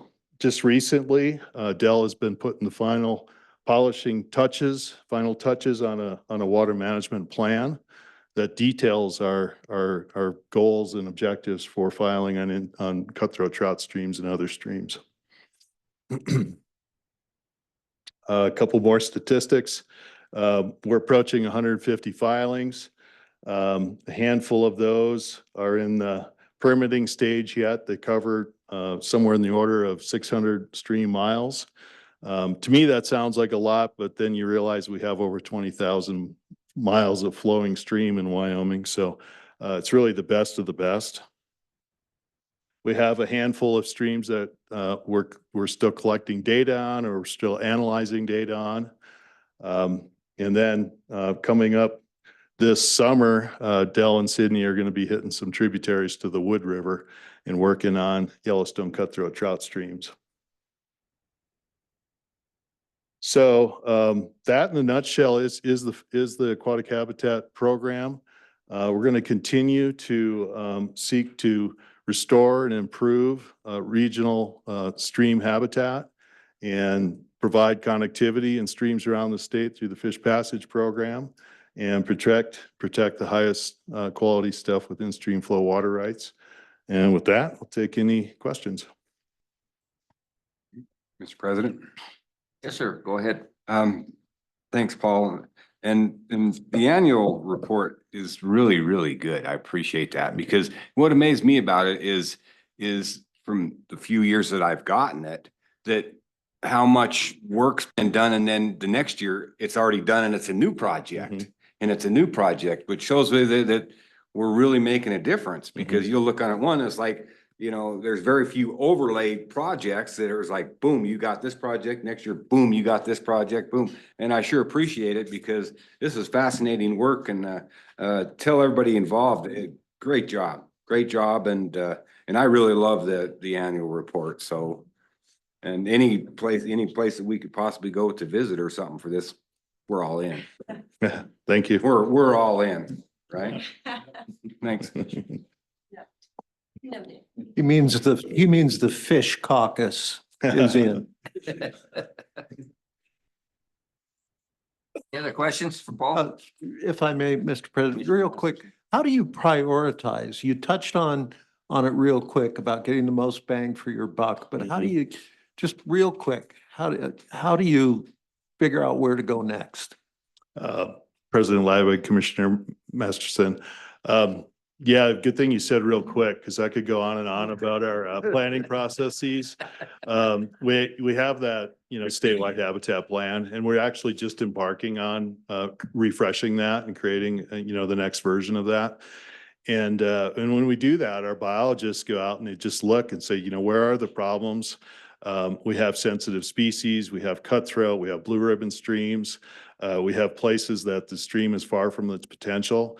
I'm one person, you know, in the region, and, you know, what can I do to make a difference over the next 5 years? So we kind of consider all that and propose a Huck watershed or 2 or 3 and try to focus our work in those places.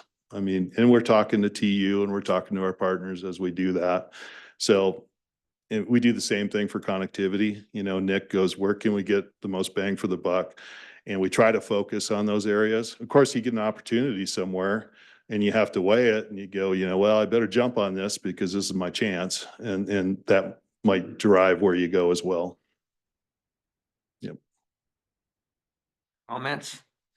Thank you, Paul, for your very informative presentation.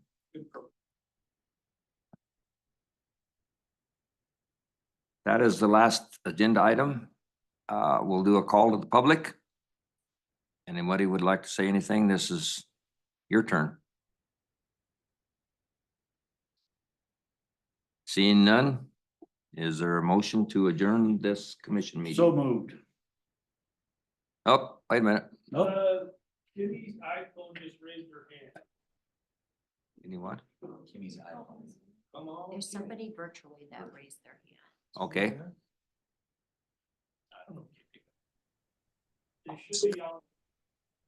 Hello? Hello? Yes, can you hear me? Yes. Yes, I would like to take, just a minute, please. Give me just a second. My name is Kenny Jensen, and I live in Manville, and I would like to take just a minute of your time to thank Commissioner Ladwig. I've known Richard for 30 plus years. And since he's become commissioner, he has donated to our local shooting sports program. He has helped and supported me as being a shooting sports leader with all the ups and downs and frustrations I face with that. And in the last 10 plus years of being a hunter ed instructor for the Game and Fish, anytime I've had a problem or a question or anything, I've been able to come to him and get the help or the contact that I have needed. So I would just like to take this minute to thank him in front of everybody. And it's been great knowing him, and it's been great having him as a friend and as a hero. Thank you. Thank you, Kenny. I'll pay you when I get back home. Thank you. Appreciate your comments. Yep. Kenny really is kind of our adopted son, and we have a lot of good connection with him, and it's good to hear the words. Thank you. Motion to adjourn. Mr. President, I just want to say just thank you again to you and Ralph for your leadership over certainly my 2 years that I've been here. Really a good commission sitting right here, and change isn't always easy. And especially changing when you're losing two amazing people like you guys. And we're not losing you, you're just going off the board. So I'm sure you're going to be out here at our meeting in March and letting us know what we're doing wrong and how we need to continue the work that you guys have been doing. So thank you for everything, really.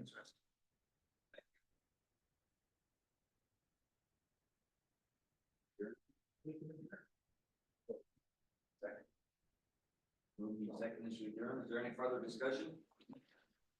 Most, all in favor? Aye. Opposed? Motion approved. We're adjourned. Thank you, everybody.